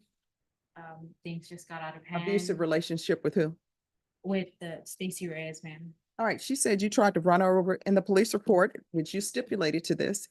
She says that you ran her over with a car before. And according to this, she went out, she got promoted at work, she didn't come home, she decided to celebrate with whomever she decided to celebrate with, and then she's saying you choked her and beat her up. So again, what's wrong with you? Ma'am, at the time, we have been together for 15 years before that, off and on relationship. We had a lot of issues. So why don't you just leave? I have- After, according to this, after you ran her over with the vehicle, why didn't you leave? I'm thinking not if in a you're in a good- relationship with somebody and it gets to the point where you're running them over with a vehicle, maybe that relationship should be over. Yes, ma'am, I agree. So why didn't you just leave? I just wasn't in the strong enough headspace to leave. I felt like she was all that I had, and I wasn't in contact with family at all. So I stayed and things just got worse.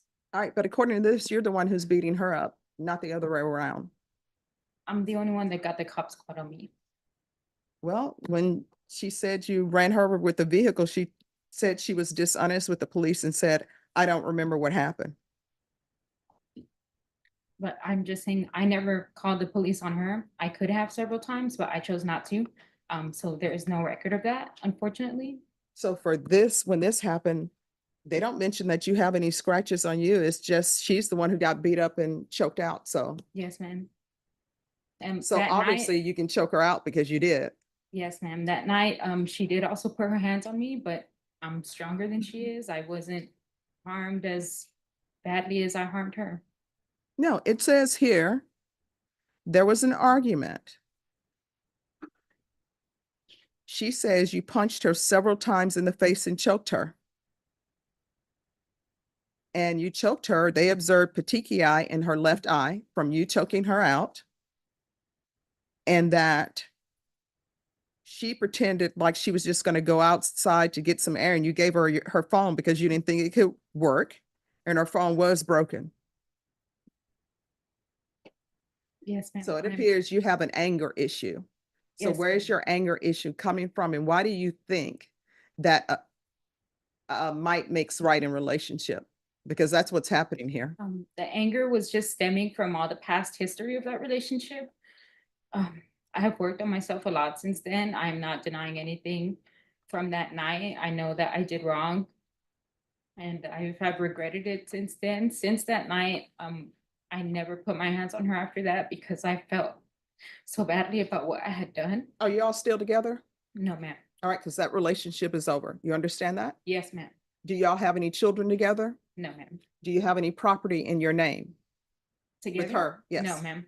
All right, so that relationship is over. Yes. Do you have any children? No. Are you employed? Yes, ma'am. What do you do? I work at a nonprofit pet rescue. Mhm. I'm a supervisor. All right. So this is what the court is going to do. The court is going to sentence you to 5 years deferred adjudication. There's a $1,500 fine that will be probated. This will run concurrent with 633165. That's a misdemeanor case. There's to be an affirmative finding of family violence. There's to be no contact with Stacy Reyes. And if you're doing sober support meetings with that DWI, I know sometimes they tell you as part of your rehabilitation, you have to apologize to people that you've done wrong. You're not allowed to apologize to her. You understand? Yes, ma'am. No contact. There's going to be proof of employment within 30 days. There's to be no employment as a home health care provider or with minors. Regular reporting by Zoom or in person. Regular random UAs. Make sure they test for alcohol. Field visits 1 time per month for 3 months. The BIPP course. TAP evaluation out of custody. And probation, since she's on probation in the misdemeanor case for a DWI, they may have already done a TAP. If they have not? No, Your Honor, that plea hasn't been. Oh, it hasn't been done? No, Your Okay. Honor. So TAP evaluation out of custody.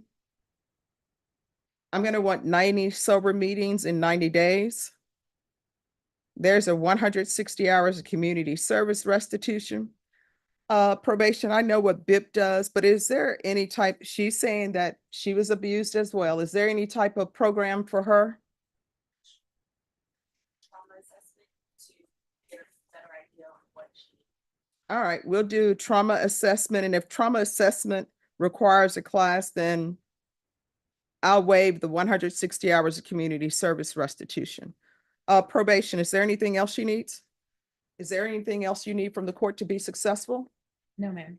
Did you review the document entitled Trial Court Certification of Defendants' Rights to Appeal with your attorney? Did you understand it and sign it? Yes, ma'am. Because this is a plea bargain agreement, because I followed your plea bargain agreement, and because you waive your right to appeal, you do not have the court's permission to appeal. Because this is an affirmative finding of family violence, you're not allowed to own or possess any weapons or ammunition. If you have a question over what that is, you'll need to speak to an attorney. Do you understand? Yes, ma'am. All right, we can go off the record. Here's the thing. Relationships are work. People think it's all bed of roses. It is not. Anybody who's been married for a long time, they will tell you it's work. You know, relationships and marriages are not the wedding. It's what comes after. So this is what you need to do. You need to go to one of these stores, get you an orchid. They are beautiful. They have beautiful flowers on it. Make sure you get one that has all the flowers on it and bring it home. And when those flowers fall off, if you're able to get that orchid to rebloom, then maybe you're ready for a relationship. And let me just tell you why I say that. Orchids takes patience. They take time. You get those instructions from the store and then people tell you, you're not supposed to put ice in orchids, right? But they give you instructions to do that. Orchids don't like to be moved around. Sometimes they're very finicky. They like the sunlight, then they don't like the sunlight. And if you are patient enough to get that orchid to rebloom, then maybe you'll be ready for a relationship. Because guess what? A relationship requires patience. It requires acceptance. And anytime you're thinking about throwing that orchid away, that's like with relationships. Anytime you think about putting your hands on somebody, maybe it's time for you to leave. You understand? Yes, ma'am. All right. In this court, communication is key. If there's an issue, you need to let your probation officer know. If you feel as though they're not addressing your issue, you can come to court. And if the complainant comes back to you because maybe she wants to rekindle things, you need to call the police, because otherwise you're going to be violation of your probation if you visit her and if you allow her to live with you. You understand? Yes, ma'am. All right. Good luck to you. Thank you. You're welcome. Maybe excuse Judge. Yes. Thank you, counsel.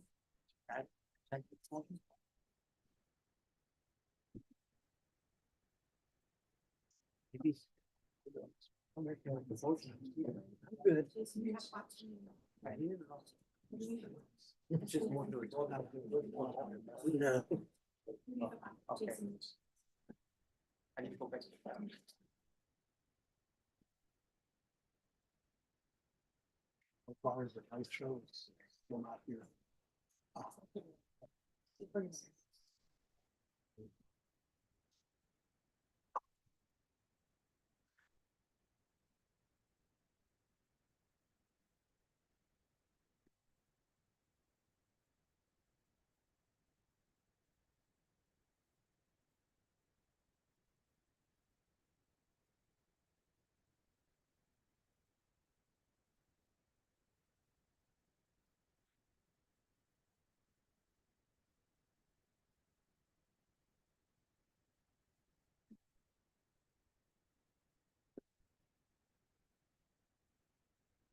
Do you need something?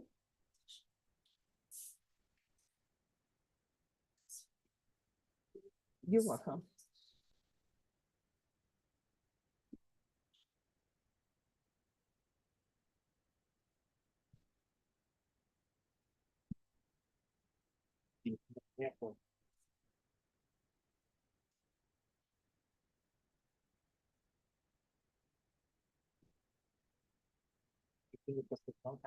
All right, Byron AG.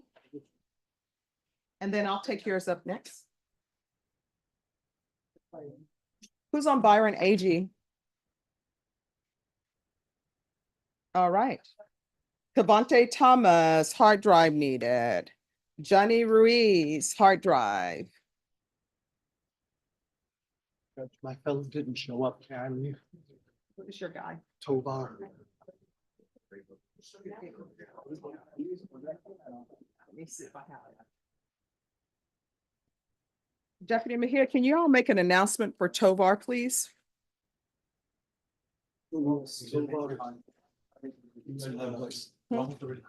Okay.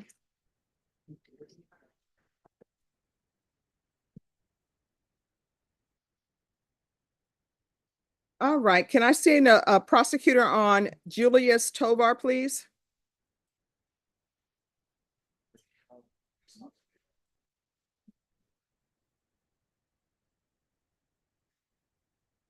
Court is calling 2024 CR 009804, State of Texas versus Julius Tovar. Can I have parties announced for the record for the state, Andrew Harris Edelman. for the defense? Pat Montgomery.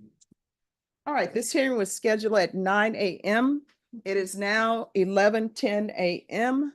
Mr. Tovar has not appeared. Deputy, did you make an announcement for Mr. Tovar outside? Yes, ma'am. And what were the results? Data contact. All right, defense, have you had contact with your client? No, ma'am, also negative contact. All right, state. Your Honor, does Mr. Tovar have a commercial bond or a personal bond? Commercial. Forfeit the bond and issue a warrant. All right, the court will grant the bond forfeiture, remand your client without bond. If your client makes an appearance, the court will reconsider. Thank you, Your Honor. All right, you may be excused. Thank you. Take care. All right, Brandyburg.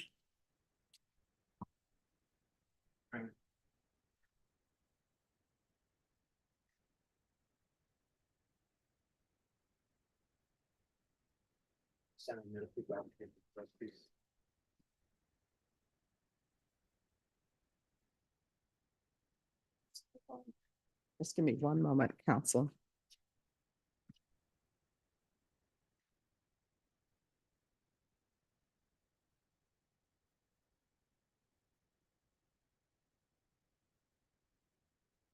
All right. We're back on the record in 2024 CR 4089 State versus James Brandyburg. Could parties re-announce, please? Raymond Saldana for the state. Adrian Bettis for the defendant. All right, where we left off, defense had entered defense exhibits 1 and 2. Counsel, are you asking for this to be a part of the record or? Yes, Your Honor. All right, then defendants exhibits 1 and 2 is admitted without objection. Any other witnesses from either party? No, Your Honor. All right, state you're opposed to the defendant's application and you're asking for 3 years in the prison? We are, Judge. All right, you may proceed, state. Mainly, Your Honor, we have extended probation to the defendant in 2016 for this very charge, a violation of a sex offender. Violation of a sex offender registration. He was given probation for 4 years in 2017. Then in May of 2018, he picks up another violation of a sex offender registration, which is what triggers an NPR, and the case, his probation gets revoked. He gets sentenced for 2 years in ADC. And then here we are again in 2024 with a new violation of a sex offender with a previous conviction offense. We just don't believe that probation is something that Mr. Brandyburg is going to successfully complete. We did take into consideration the mitigating circumstances, which defense will argue, which is why I offered a capital 3 in this case. So we asked the judge, the court sentence him to 3 years and denies application for both deferred and community supervision. All right, defense. Judge, I'm asking that you place him on community supervision. It's very important to Mr. Brandyburg that he have structure. It's very important to him that he's able to prove to himself that he can complete probation. As the court knows from the defense exhibits that have been admitted, he does suffer from PTSD, anxiety, depression. He's had a lot of problems in his past. And because of those problems, he spent a good deal of his most recent life being homeless. And when you are homeless, it's difficult to comply with registration and with probation. But he tells me that he is in a position to do it. And he states, moreover, he was in compliance, but not putting any blame on the people that he was registering to, but he would be in compliance, but not on strict compliance. And the people that he was reporting to were letting a lot of tardiness slide. And he understands now that there is no accommodation for tardiness. If he's given another shot to do this, he needs to stay on top of his registration and on top of his probation. And I think that he can. We have discussed perhaps him going to Haven for Hope until he could get on his feet. He tells me that he's done that in the past before successfully, where he was able to afford his own apartment for a period of time. He's had a series of bad circumstances, but I don't believe him to be a bad person. I believe him committing this offense multiple times because of his homelessness and because of his lack of plan. And he has a plan now, and he's asking that you give him a shot on probation. If you don't, judge, then I'd ask for the minimum. Thank you. All right. Well, in reading defense exhibits 1 and 2, and also reading the stipulations, it says that he has a wife. And I'm making assumptions, and if my assumption is incorrect, please let me know. It appears that he lives with his wife. That's what that's what's in the stipulation. He's like, he speaks to his wife and his wife asks him how he's doing. So if that's not the case, then be sure to let the court know. No, ma'am, that was a sexual relationship that I was in, and the reason I actually had the second violation was because that relationship ended, and my residence, who was actually with that individual after that relationship ended, actually ended my residency, and that's what led to me not being able to register. All right, so, and then in the stipulations, he last reported in November.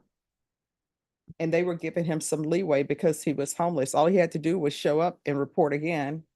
And this offense is in January, so they gave him 2 months, even though he was required to report every 30 days. I thought it was the annual reporting, and I actually went and turned myself in when I seen I had the warrant at 9th Street. I went and turned myself in, Your Honor. Okay. I wish I had a better explanation, Judge, other than he was homeless, doing the best that he can. And he did, in fact, also, Judge, I do think that it's important to remember that he did, in fact, eventually register. Yes, he registered late, but he was not trying to evade any registration requirements. And also, as he said, when he found out he had a warrant for this, he did turn himself in. Right, turn myself. But I don't understand. No, stop amening what your attorney is saying. What I don't understand is, you're supposed to report whether you're homeless or not. I'm assuming you have money for a bus, or at least if you had to walk, you would have made it there by December. If you had to, your last report date was November 28th.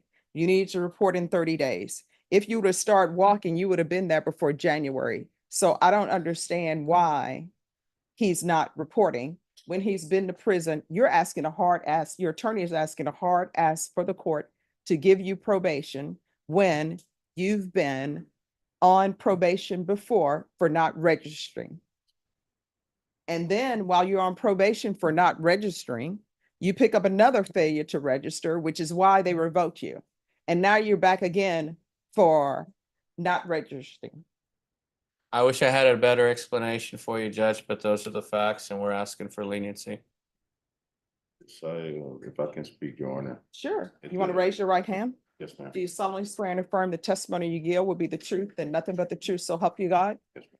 All right, you can lower your hand, state your name for the record. James Ray Brandenburg Jr. Yes, what would you like to say? I was depending on other people to get things done, and now it's just me that I have to depend on. How old are you? I'm 41. What other people are you depending on to make sure you're registered? Well, that's the one I was in a relationship with for 6 years. But is It wasn't she, serious to her. but here's the thing though. Is she the one who needs to register? No. So I still don't understand why you're not following through. You're in your 40s, you're not 18 or 19. If he were 18 or 19, I could understand. Oh, I'm dependent on my mom to drop me here or drop me there. But at some point, it's all on you. Anything else from either side? No. No, Your Honor. All right. I just don't think probation is a good fit for you. And mainly because you were placed on probation previously for failure to register. And while you were on probation for that failure to register, there is a motion to revoke file. I think it was denied. Then you pick up another failure to register. And then you get revoked. And now you're back here as an adult man in your 40s saying you depend on other people to register you. And you reported to them November, and they told you need to be back in December. And obviously they gave you some leeway because maybe you told them you were homeless or whatever. And then you still didn't report until January. That's when they explained to me, if I do it annual, I have up to 30 days before and 30 days after. I didn't know that if I was doing it monthly, it wasn't the 30 days before, the 30 days after. It's actually 3 days. No, here's the thing. When you go in to report, and people, please correct me if I'm wrong. When you go in to register, just say, I'm here to register. They give you the next date that you're supposed to come in and report. Am I wrong? Or do they just say, good luck to you, we'll see you whenever we see you? No, it's They, a blue slip. they give you a piece of paper and say, this is the next day you to report. So are you telling me that they didn't give you a blue slip telling you when the next time you were to report? Yes, ma'am, but it's 30, I thought it was 30 days before, 30 days after, just like the annual registration is. No, but here's the thing. They put a specific date on there for when you're to report. Am I wrong? Oh, am I wrong or no? No, they Okay. put it. So I don't think probation is good for you. And I'm telling you right now, I'm taking in consideration that he's homeless. I'm taking in consideration of what I've read in Defense Exhibits 1 and Defense Exhibit 2. So I'm going to find you guilty. I'm going to sentence you to 2 years in the prison, give you credit for any time served. And I saw that his violation that he has, there was some mention about him getting parole on that, or he thinks he's about to get parole on that. That was in one of the defense exhibits. So is there something that he has that he's getting paroled on? No, that was for a previous, those records are a bit old. They paroled me actually last time I went down. All right. Did you review the document entitled Trial Court Certification of Defendants' Rights to Appeal with your attorney? Yes, ma'am. Did you understand it? Yes, ma'am, I did. And did you sign it? Yes, ma'am. All right, because this is a plea bargain agreement, because I followed your plea bargain agreement, and because you waive your right to appeal, you do not have the court's permission to appeal. Because this is a felony conviction, you're not allowed to own or possess any weapons or ammunition. If you have a question over what a weapon or ammunition is, you'll need to speak to an attorney. Do you understand? Yes. All right, we can go off the record. You know you must register, right? When you are released from prison on parole, you need to head directly, whether they tell you or not, you need to go directly to where you're supposed to register and get a card from them asking them what's the next date you need to register. You understand? And this whole thing with you, with somebody giving you leeway or being a little bit lax, you can't be a little bit lax. You know why? Because you're looking at prison. And you're going to get to a point, I don't know about your history, whether you're already at that point, but you can end up being filed on as a habitual. And then your minimum will be 25 years in the prison. So what you need to do while you're at the prison, and I'll recommend therapeutic community because I know there's some mental health going on as well. Thank you. If there is an issue, you need to talk to them about it and you need to come up with a plan. I saw in Defense Exhibits 1 and 2, where at some point in time, somebody had a plan for you and you said, I'm not going to do that. I'm going to do something else. You need to get a plan from the prison. How are you going to get housing? How are you going to do all of these things? Because you have to register, there are many places that will not let you stay there. So you're going to have to really look around, or either you're going to have to end up leasing a house or renting a house or something, because usually apartment complexes will not let you stay. You understand? All right. Good luck to you. Okay. Counselor, if you give this to the court reporter, please. Yes, thank you. Thank you. There you go. Thank you.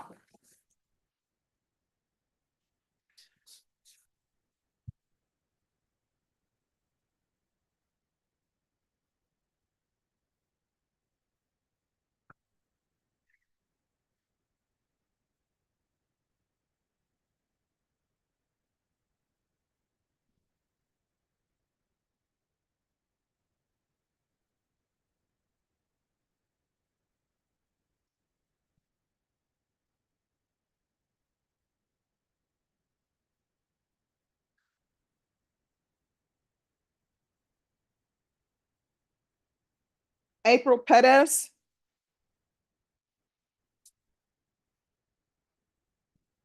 Hello, good morning. How's it going? Well, we're here on a bond reduction, motion to set bond. Okay. All right. Court is calling 2024 CR 2756, State of Texas versus April Ann Perez. Can I have parties announced for the record for the state? Andrew Harris, Sademan. Defense? Orlando Castañon. And are you Miss Perez? Yes. All right, counsel, you've filed a motion to set bond. State, have you had a chance to review defense counsel's motion? Yes, Your Honor. All right, is there a proposed agreement or no? Believe so. Yes, Judge, I've conferred with the state. I believe they've agreed to set it $5,000. Previous bond was $2,500. All right, and why doesn't she have a bond? Ah, She was previously out on bond, and she was under the belief that her case had been dismissed. It was indicted. She was not aware of the prior setting. And so she did not attend court, and as such, a bond forfeiture was issued. all right, can you raise your right hand for me, please? Do you solemnly swear affirm the testimony you give will be the truth and nothing but the truth, so help you God? Yes. All right, you can lower your hand, state your name for the record. Brian Pettis. All right. At the Bear County Jail, are you in general population? Yes. Are you on any type of medications? No. Have you ever had any mental health issues in the past? Have you ever been diagnosed with any mental health illness? Have you ever used any type of drugs in the past? No. In the past? Yes. All right, and what have you used in the past? I used meth. Okay. All right, this is what the court will do. The court will agree to your bond. The court will set the bond at $5,000, and the court is going to require 90 sober meetings in 90 days. Did you say 90? Yes. 90 sober meetings in 90 days. All right, we can go off the record. Where are we on discovery on this case? Judge, I was just assigned to it last week. and Okay. So I need some time to go through discovery. All right, so I'm going to give you a general reset. I believe we've already been placed on the docket for 30 days, Judge. I I was only, don't think so, because it's not listed on my, let me see. No, we only have this setting. that's fine, Judge. All right, so. Norma? All right, we're gonna recall this for November 21st, and that's just to see where we are on discovery. Yes, Judge. All right, and then let me give you a reset. And you need to make sure you're here on November 21st. If you're not here, a warrant will be issued. Do you understand? Yes, ma'am.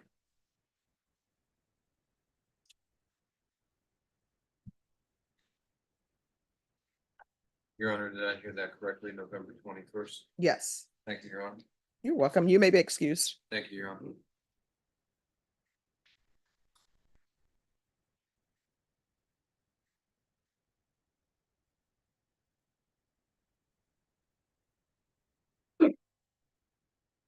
Here are counsel. If you ever sign that and put an email address on that, if she has one, please. Yes, Judge.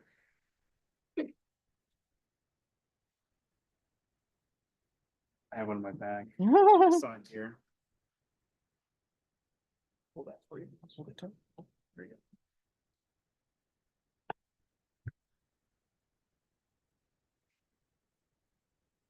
What is me?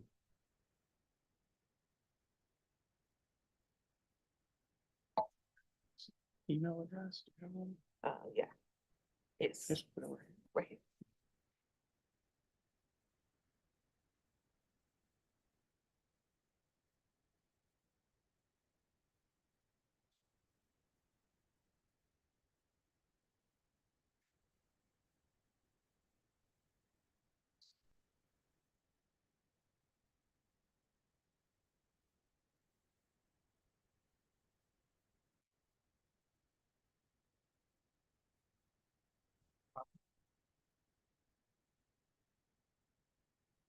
All right, Judge, may we be excused? Yes, you may be excused.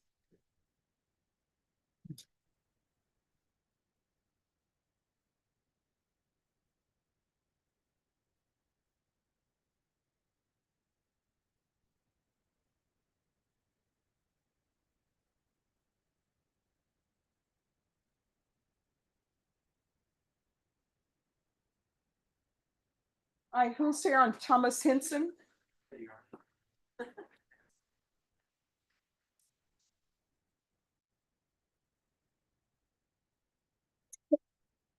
So before we go on the record, we did do a plea of true on the motion to revoke. Was the motion to revoke heard?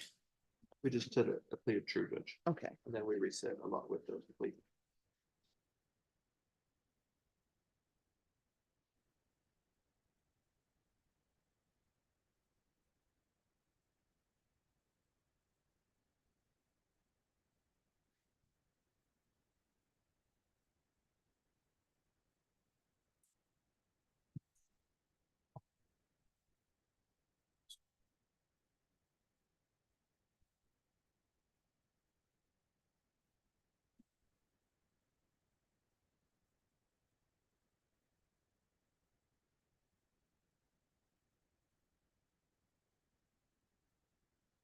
All right, court is calling 2024 CR 009236W, State of Texas versus Thomas Henson.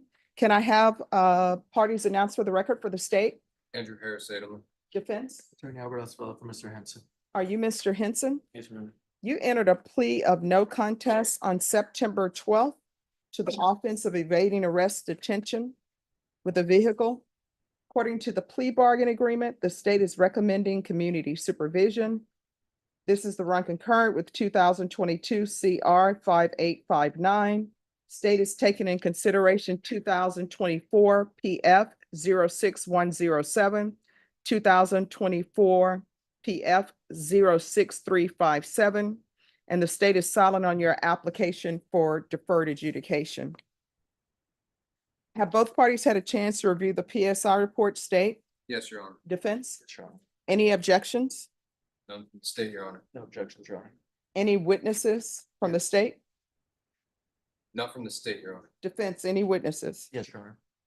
Yes, call your first witness. I'd like to call Denise Torres. Yes.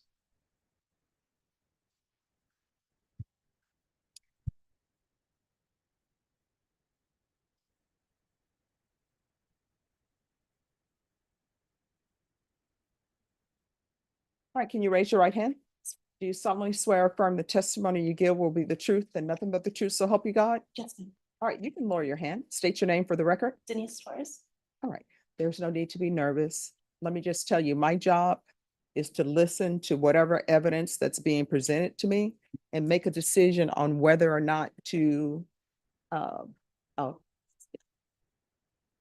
there are two things that I'm doing here today. One, seeing whether or not I'm going to follow this plea bargain agreement that they have reached. And two, whether or not I'm going to continue him on deferred adjudication or whether or not I'm going to revoke him. So I'm just trying to get information. All right. Make sure you keep your voice up so that the court reporter can hear and so that I can hear. All right, defense. Ms. Torres, what's your relationship with Mr. Henson? I'm his mother. Okay.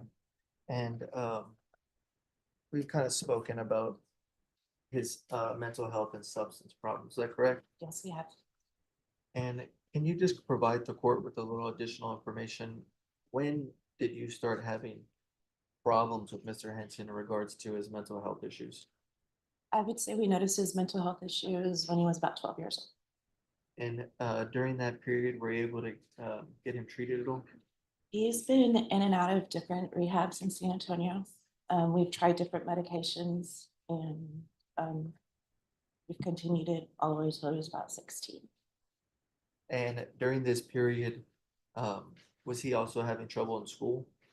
He was having trouble in school as far as peer pressures and falling into the wrong crowd. All right, So- and I'm sorry to interrupt. Yes, When you ma'am. speak, if you could turn towards the court reporter.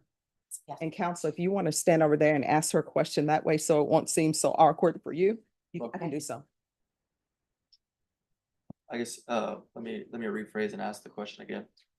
I know he was seeing mental health providers or counseling at that time, Yes, but in conjunction, was he having trouble using substances?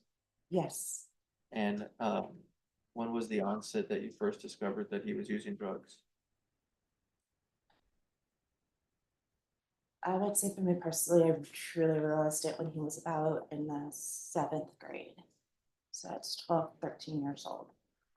And as a result of that, did he stop going to school? Yes, eventually he did stop going to school. He dropped out. I took him, I have moved him from school to school to school to try to get him away from the crowds, try to encouragement, give him different environments while still being treated by both psychiatrists and psychologists on regular meetings and medication. And at that point, would you say that you lost control? You had no control over his decisions? I would say by the time he turned 16, I got to the point to where I felt like I had no control anymore. And then he moved out of your house? He did move out.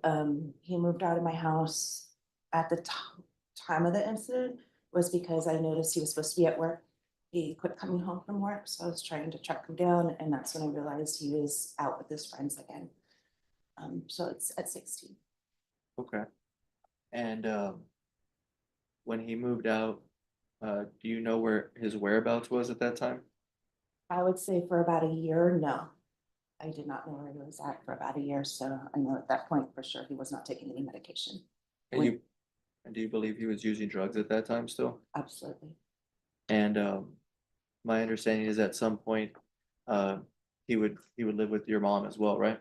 Yes, he would go over there. And does she live close to you? She lives 2 houses down and we live on the same street. Okay. And during that period, do you believe that, or was he getting any treatment as far as his mental health issues? I don't think so. I know that when he left my house, he did take his medication. I gave it all to him.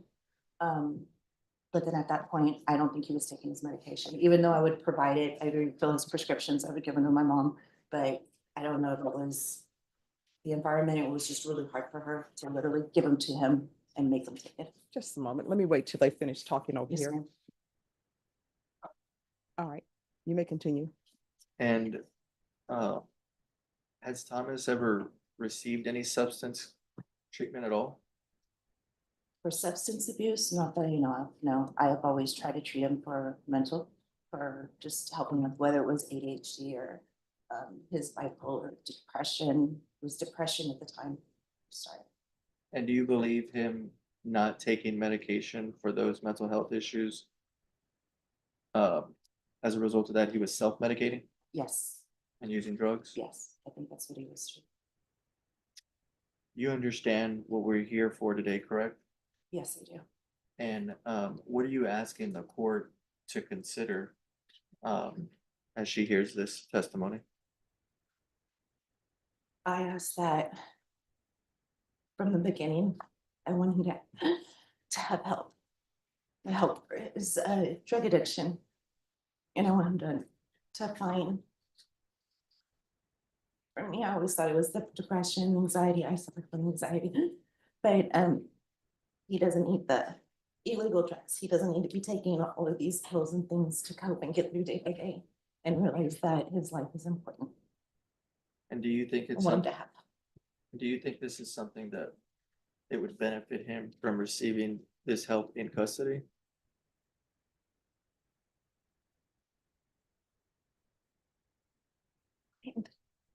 So that he doesn't have any access to these illegal substances? As much as I miss him, as much as I want. I know it's best for him to get the treatment in custody versus.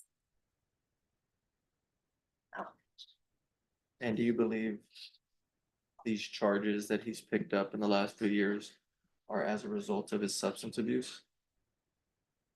I know they have, and they have of every single one. I've seen him, been around him, when he's arrested. I'm always the first phone call. And I'm the one that has to tell the officers that he's probably on something, he's unclear here, and he's ended up in the hospital every single time, almost overdose. Is there anything else that you want the judge to know about your son?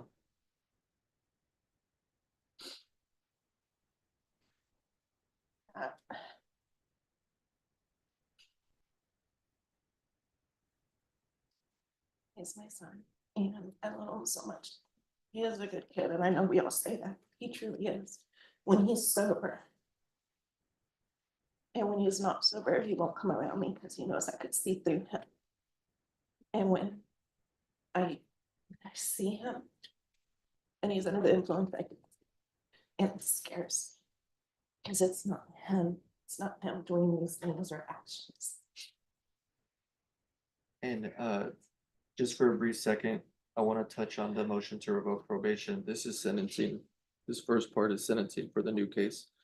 But the underlying probation case, the ag assault, the complainant, my understanding is your husband, right? Yes, it is. And that he's supposed to have a no contact order with him, right? Correct. And is it true that your husband wanted to be here today? He did want to be here today. He was scared to come. He didn't want to make everybody nervous. No, he can appear by Zoom. I told him that he's available. Oh, yeah. We may be able to accommodate that, Judge.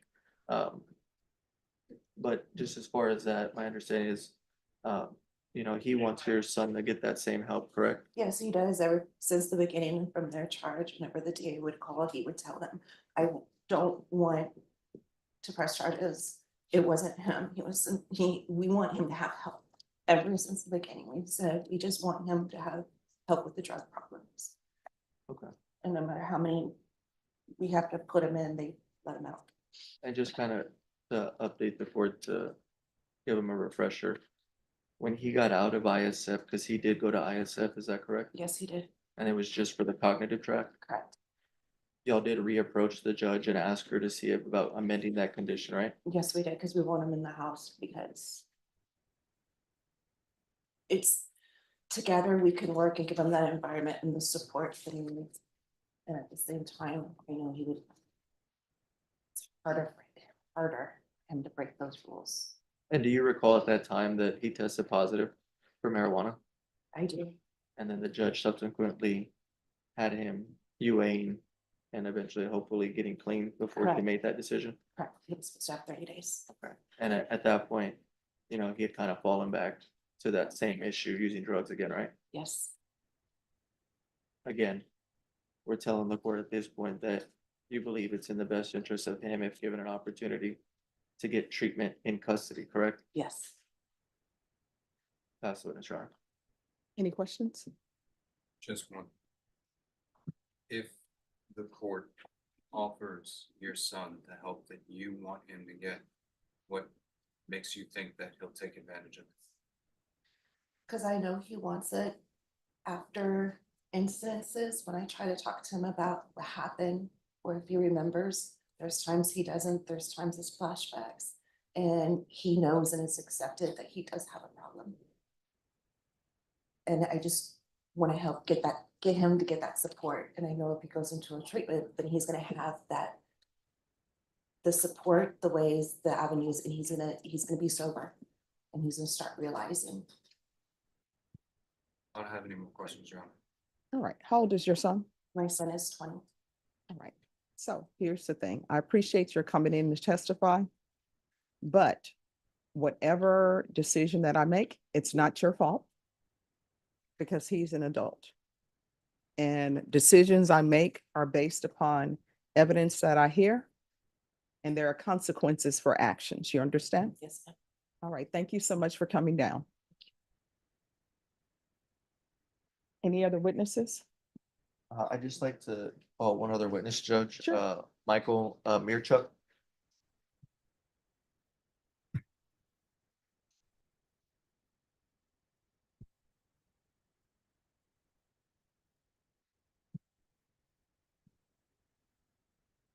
Excuse me, Judge, they can speak directly to you. That little black box there, I can hear. All right. Thank you.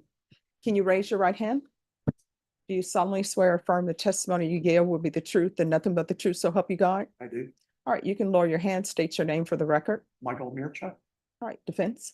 Mr. Mirchuk, what's your relationship with Mr. Henson? grandfather. And has Mr. Henson ever lived with you? Yes, he has. During what period did he start living with you? He started living with us when he was 3 months old, all the way up until really now. We've been incarcerated for jail and whatnot. He's been in and out living with us for 20 years. And during this period that he's lived with you on and off, did you notice any problems that he was having? Oh, yeah, he's had, up until he was like 12 years old, 13 years old, he's a great kid. I mean, he's got a black belt in karate or taekwondo. We worked with him to get him the best help, and, you know, we're grandparents, we spoiled him, we made sure and tried to get him everything he wanted. And then he just changed, I guess you could say, a little bit. From being, you wanted to be more than a kid to and get to do the things, you know, a teenager would do, which was the wrong things at the time, because we didn't, me and his grandmother didn't know some of those things that he was doing outside. I mean, we were grandparents, we just were there for him.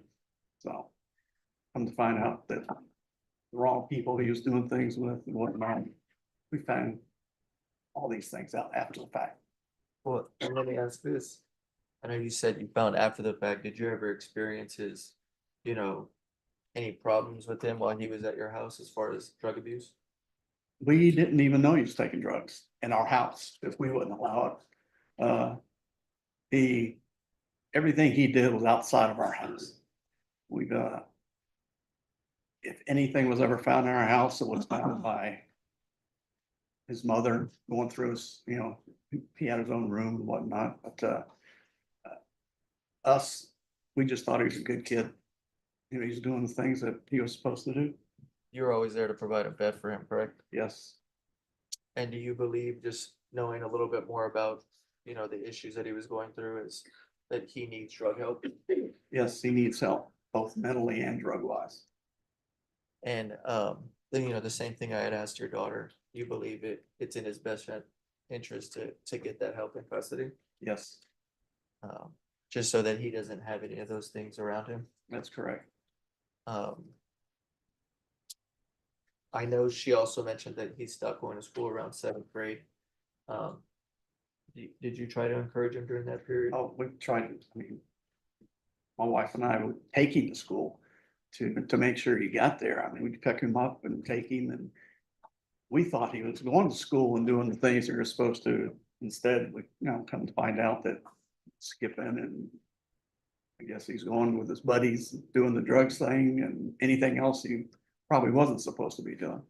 And why do you think, he deserves an opportunity to get that type of treatment while being on probation since he's messed up?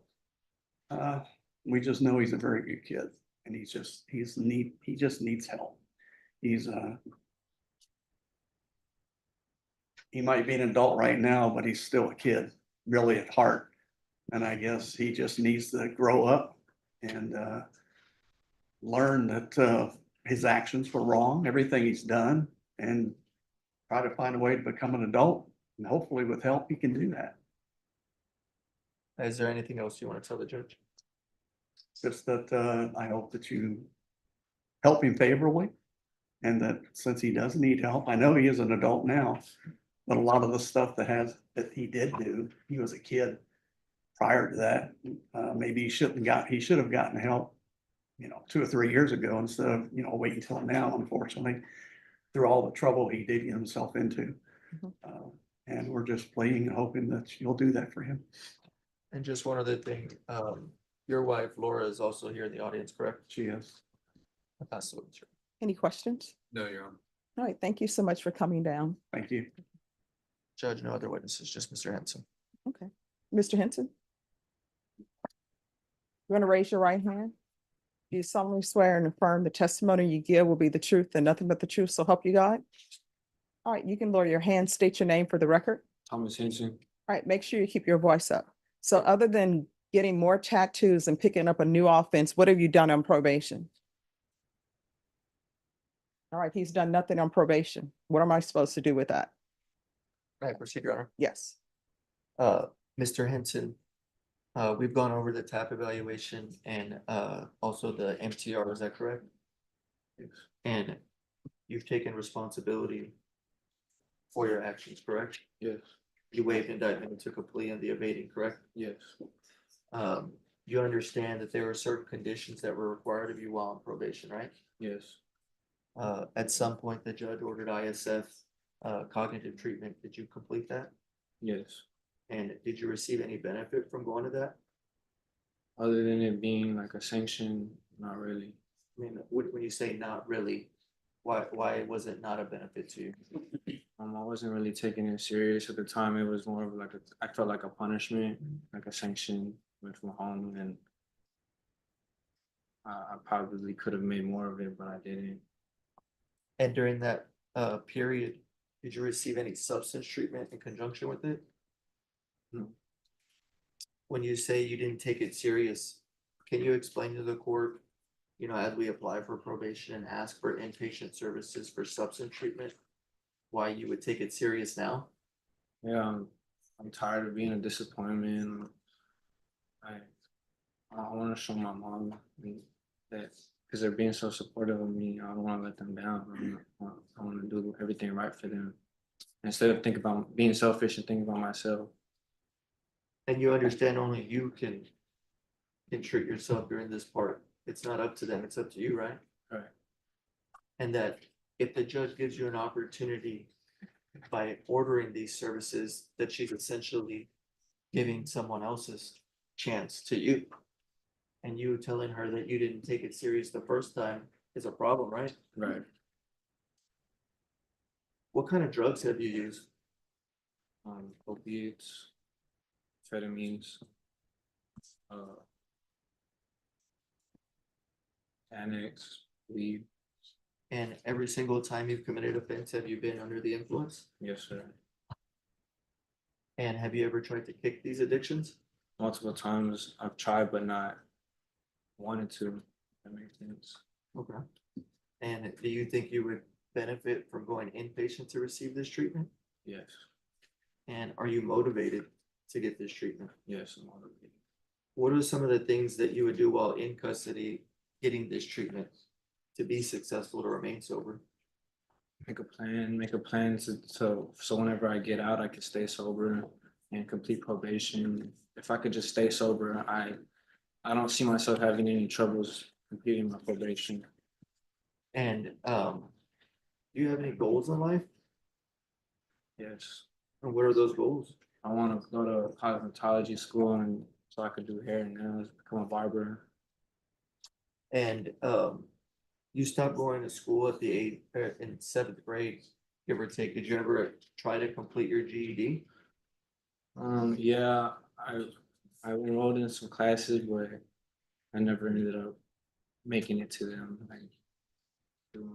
While you've been in custody, have you made any efforts to try to get enrolled in the GED program? I'm on the waiting list right now. Okay, so you've actually signed up for it? Right.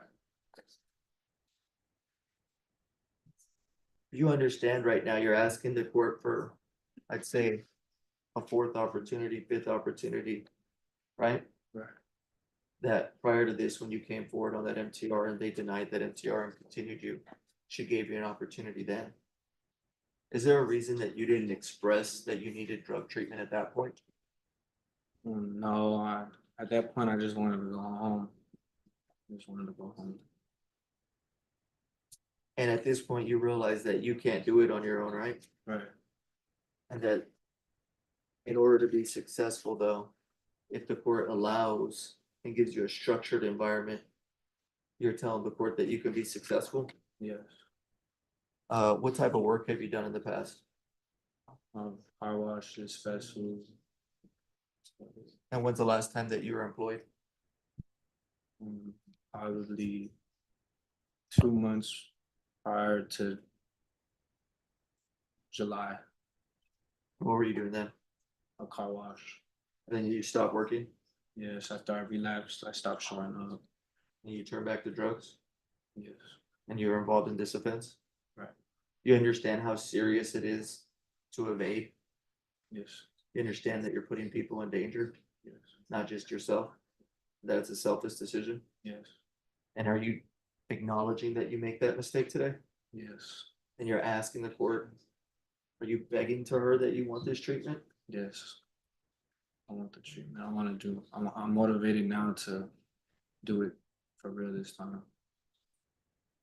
Is there anything else you want her to consider? But you're asking her to put you on deferred adjudication probation? And you're asking for substance treatment? Yes. That's what it's wrong. State, any questions?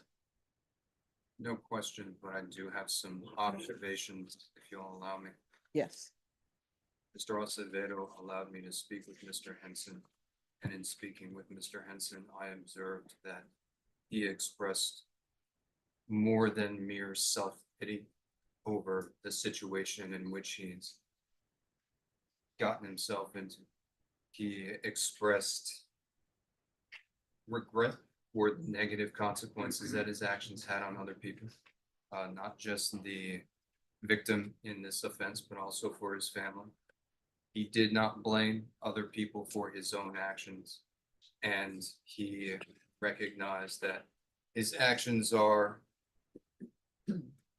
caused, perhaps caused is not the right word, but are an extension of a substance use disorder. I respected his honesty. I don't respect the crimes that he's committed, but I do respect his honesty. And the state's agreement is an effort to thread the needle between holding him accountable for his poor choices and trying to help him get the help that he needs and that he recognizes that he needs. That's all. All right, what have you done on probation since 2022? Because you were placed on probation September 15th, 2022. I placed you on 4 years deferred adjudication. There were cases that were taken in consideration. I ordered 240 hours of community service restitution. Have you, and I said I would waive that if you obtain your GED. Have you obtained your GED? So since 2022, have you worked on obtaining your GED? I'm sorry. No, ma'am. All right, I ordered that you provide proof of employment within 30 days, no employment as a home health care or with minors. Did you provide proof of employment with probation? To a certain amount of time until I lost my job. All right, you didn't lose your job, you quit or you were fired, am I correct? Yes, ma'am. So were you fired or did you quit? I stopped showing up. All right, so don't make it seem as though you were doing your job and somehow magically you lost your job. That was not the case. You decided to get high, like the rap song says, you know, I was gonna get my GED, but I decided to get high. You need to listen to that rap song because everything they were supposed to do, they didn't do because they wanted to get high.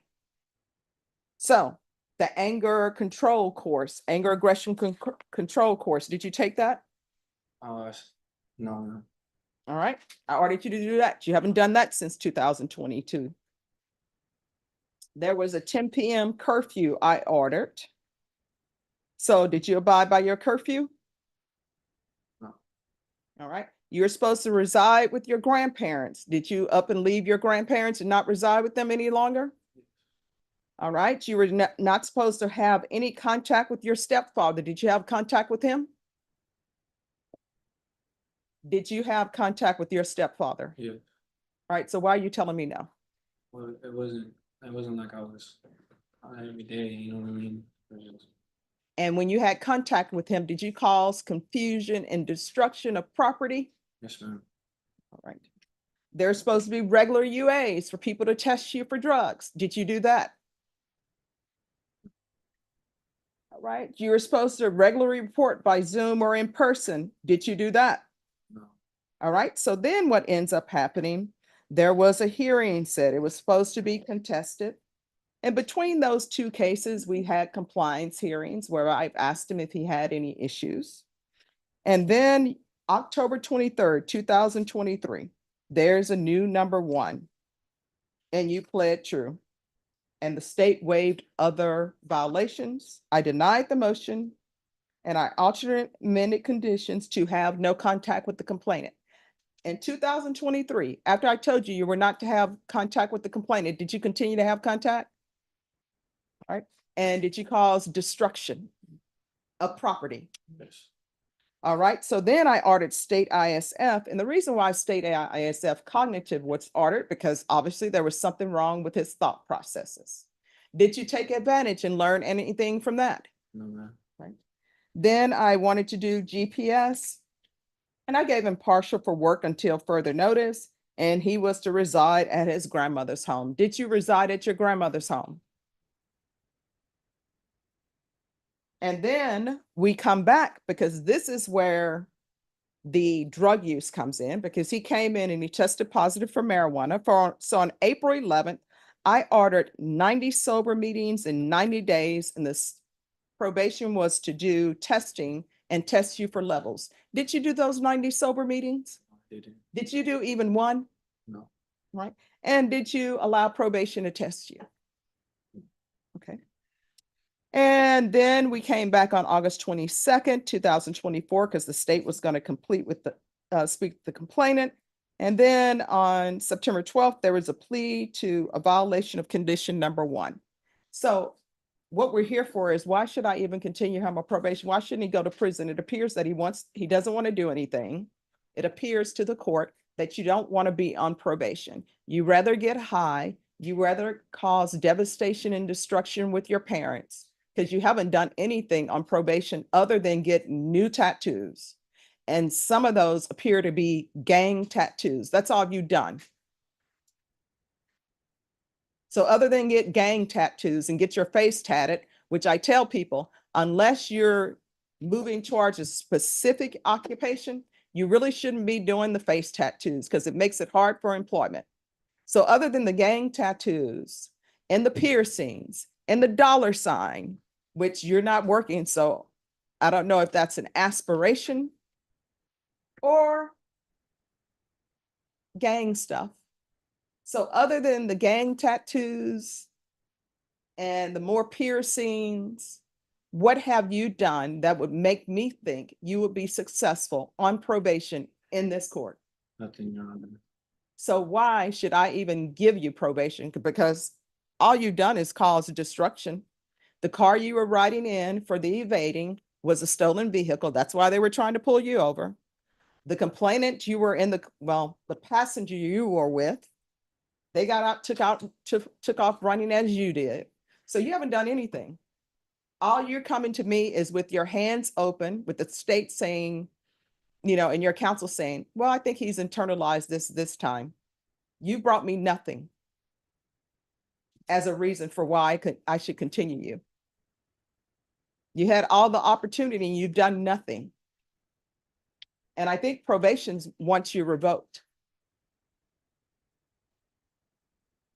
And on the aggravated assault, you're looking at 20 years in the prison. And it appears that you want to go to prison because that's what your actions are telling me.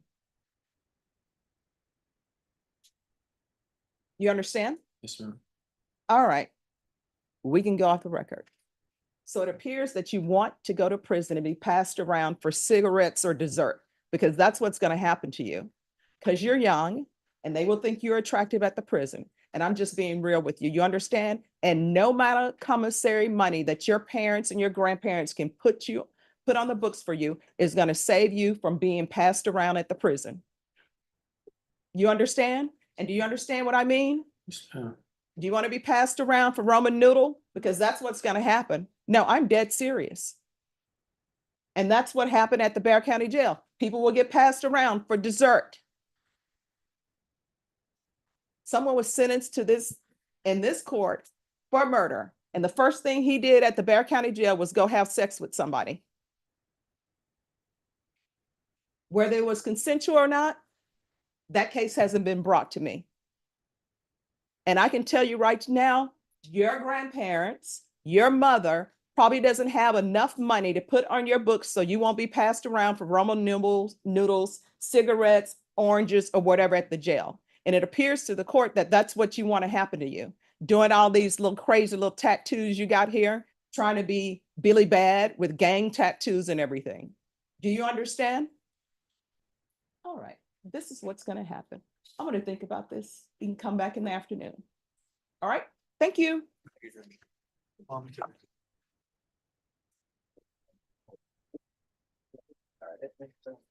Deputy Mejia, make sure he's not passed around in the back.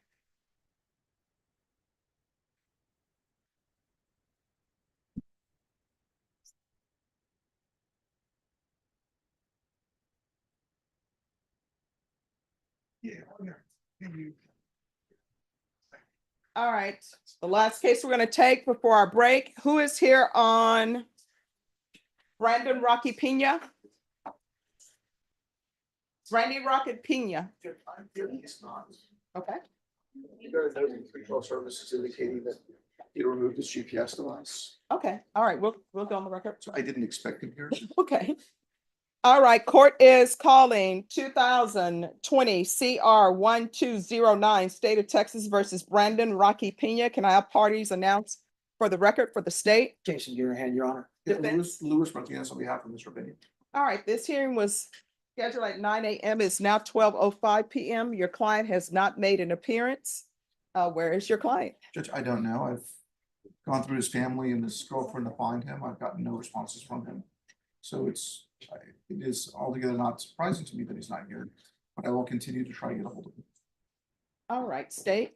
Judge, I don't know if we're asking for a bond forfeiture or. Yes, bond forfeiture. And Judge, there's a judge's warrant in place right now, and I don't know if we can just. Oh, increase judge, the bond. there's a judge's warrant. Yes. For, all right, so I'll keep the judge's warrant in place and remand him without bond. Yes, ma'am. Thank you. All right, thank you. Judge, may I approach? Just a moment.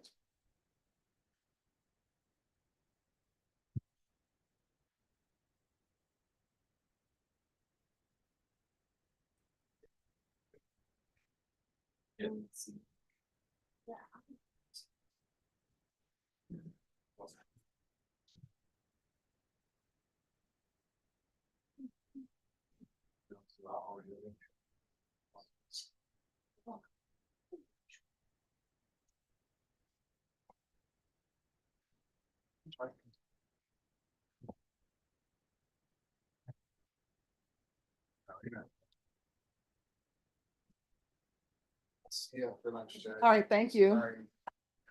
Been a Monday. Yeah, yeah.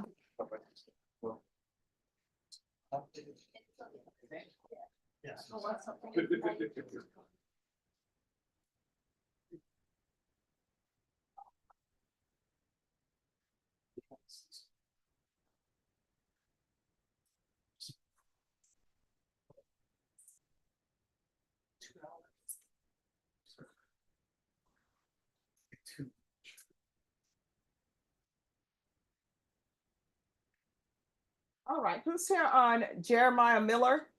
Your Honor, that's me. Come forward.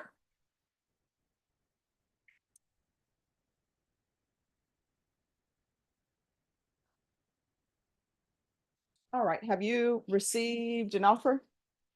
Judge, we have been negotiating on the offer, but as in discussions with our prosecutor, there are 3 more meetings they need to have before they know if they have any other Brady information. And Judge, I would 3 more request. meetings where? With whom? I'll let them state. Yes, Your Honor. The defense has brought to our attention a couple more witnesses that they would like us to meet with that were involved in the case. Throughout our discussions, it's my understanding that there may be potentially Brady information that arises from those meetings. All right, this is going to be the last reset I give you all for discovery. After this, there will be no further resets in this date that I'm going to give you. Y'all need to be prepared to tender an offer.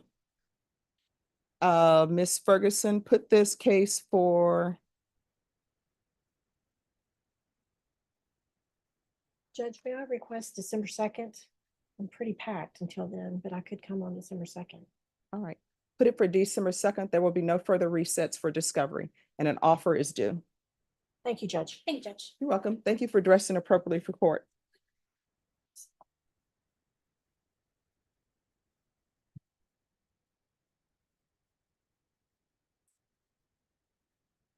Oh, just give me one moment.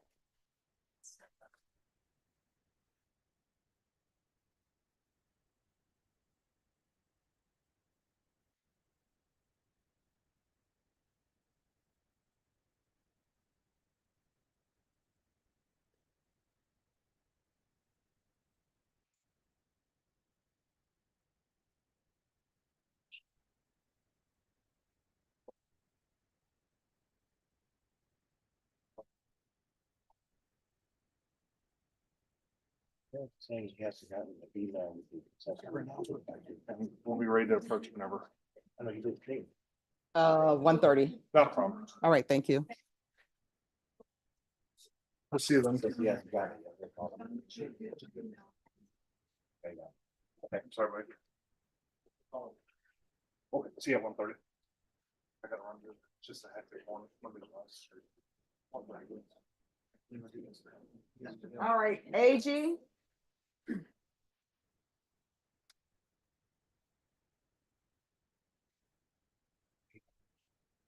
And counsel, when is his evaluation due? Judge, I don't know. They just ordered it on Thursday. Okay. Hello, Mr. AG.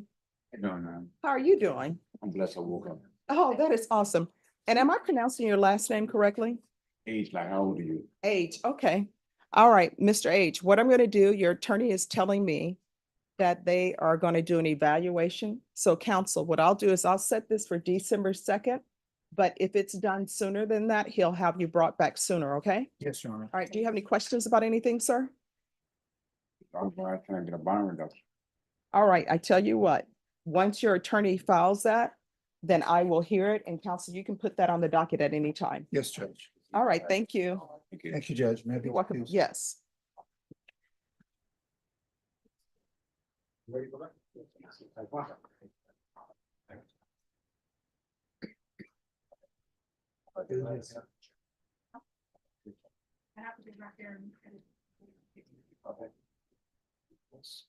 All right, so let me see, just 1 second.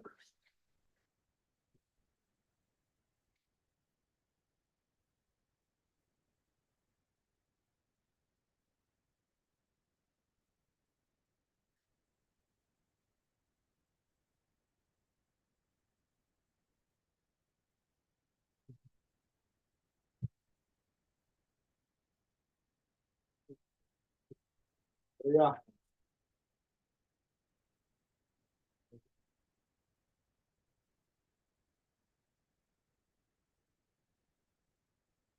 All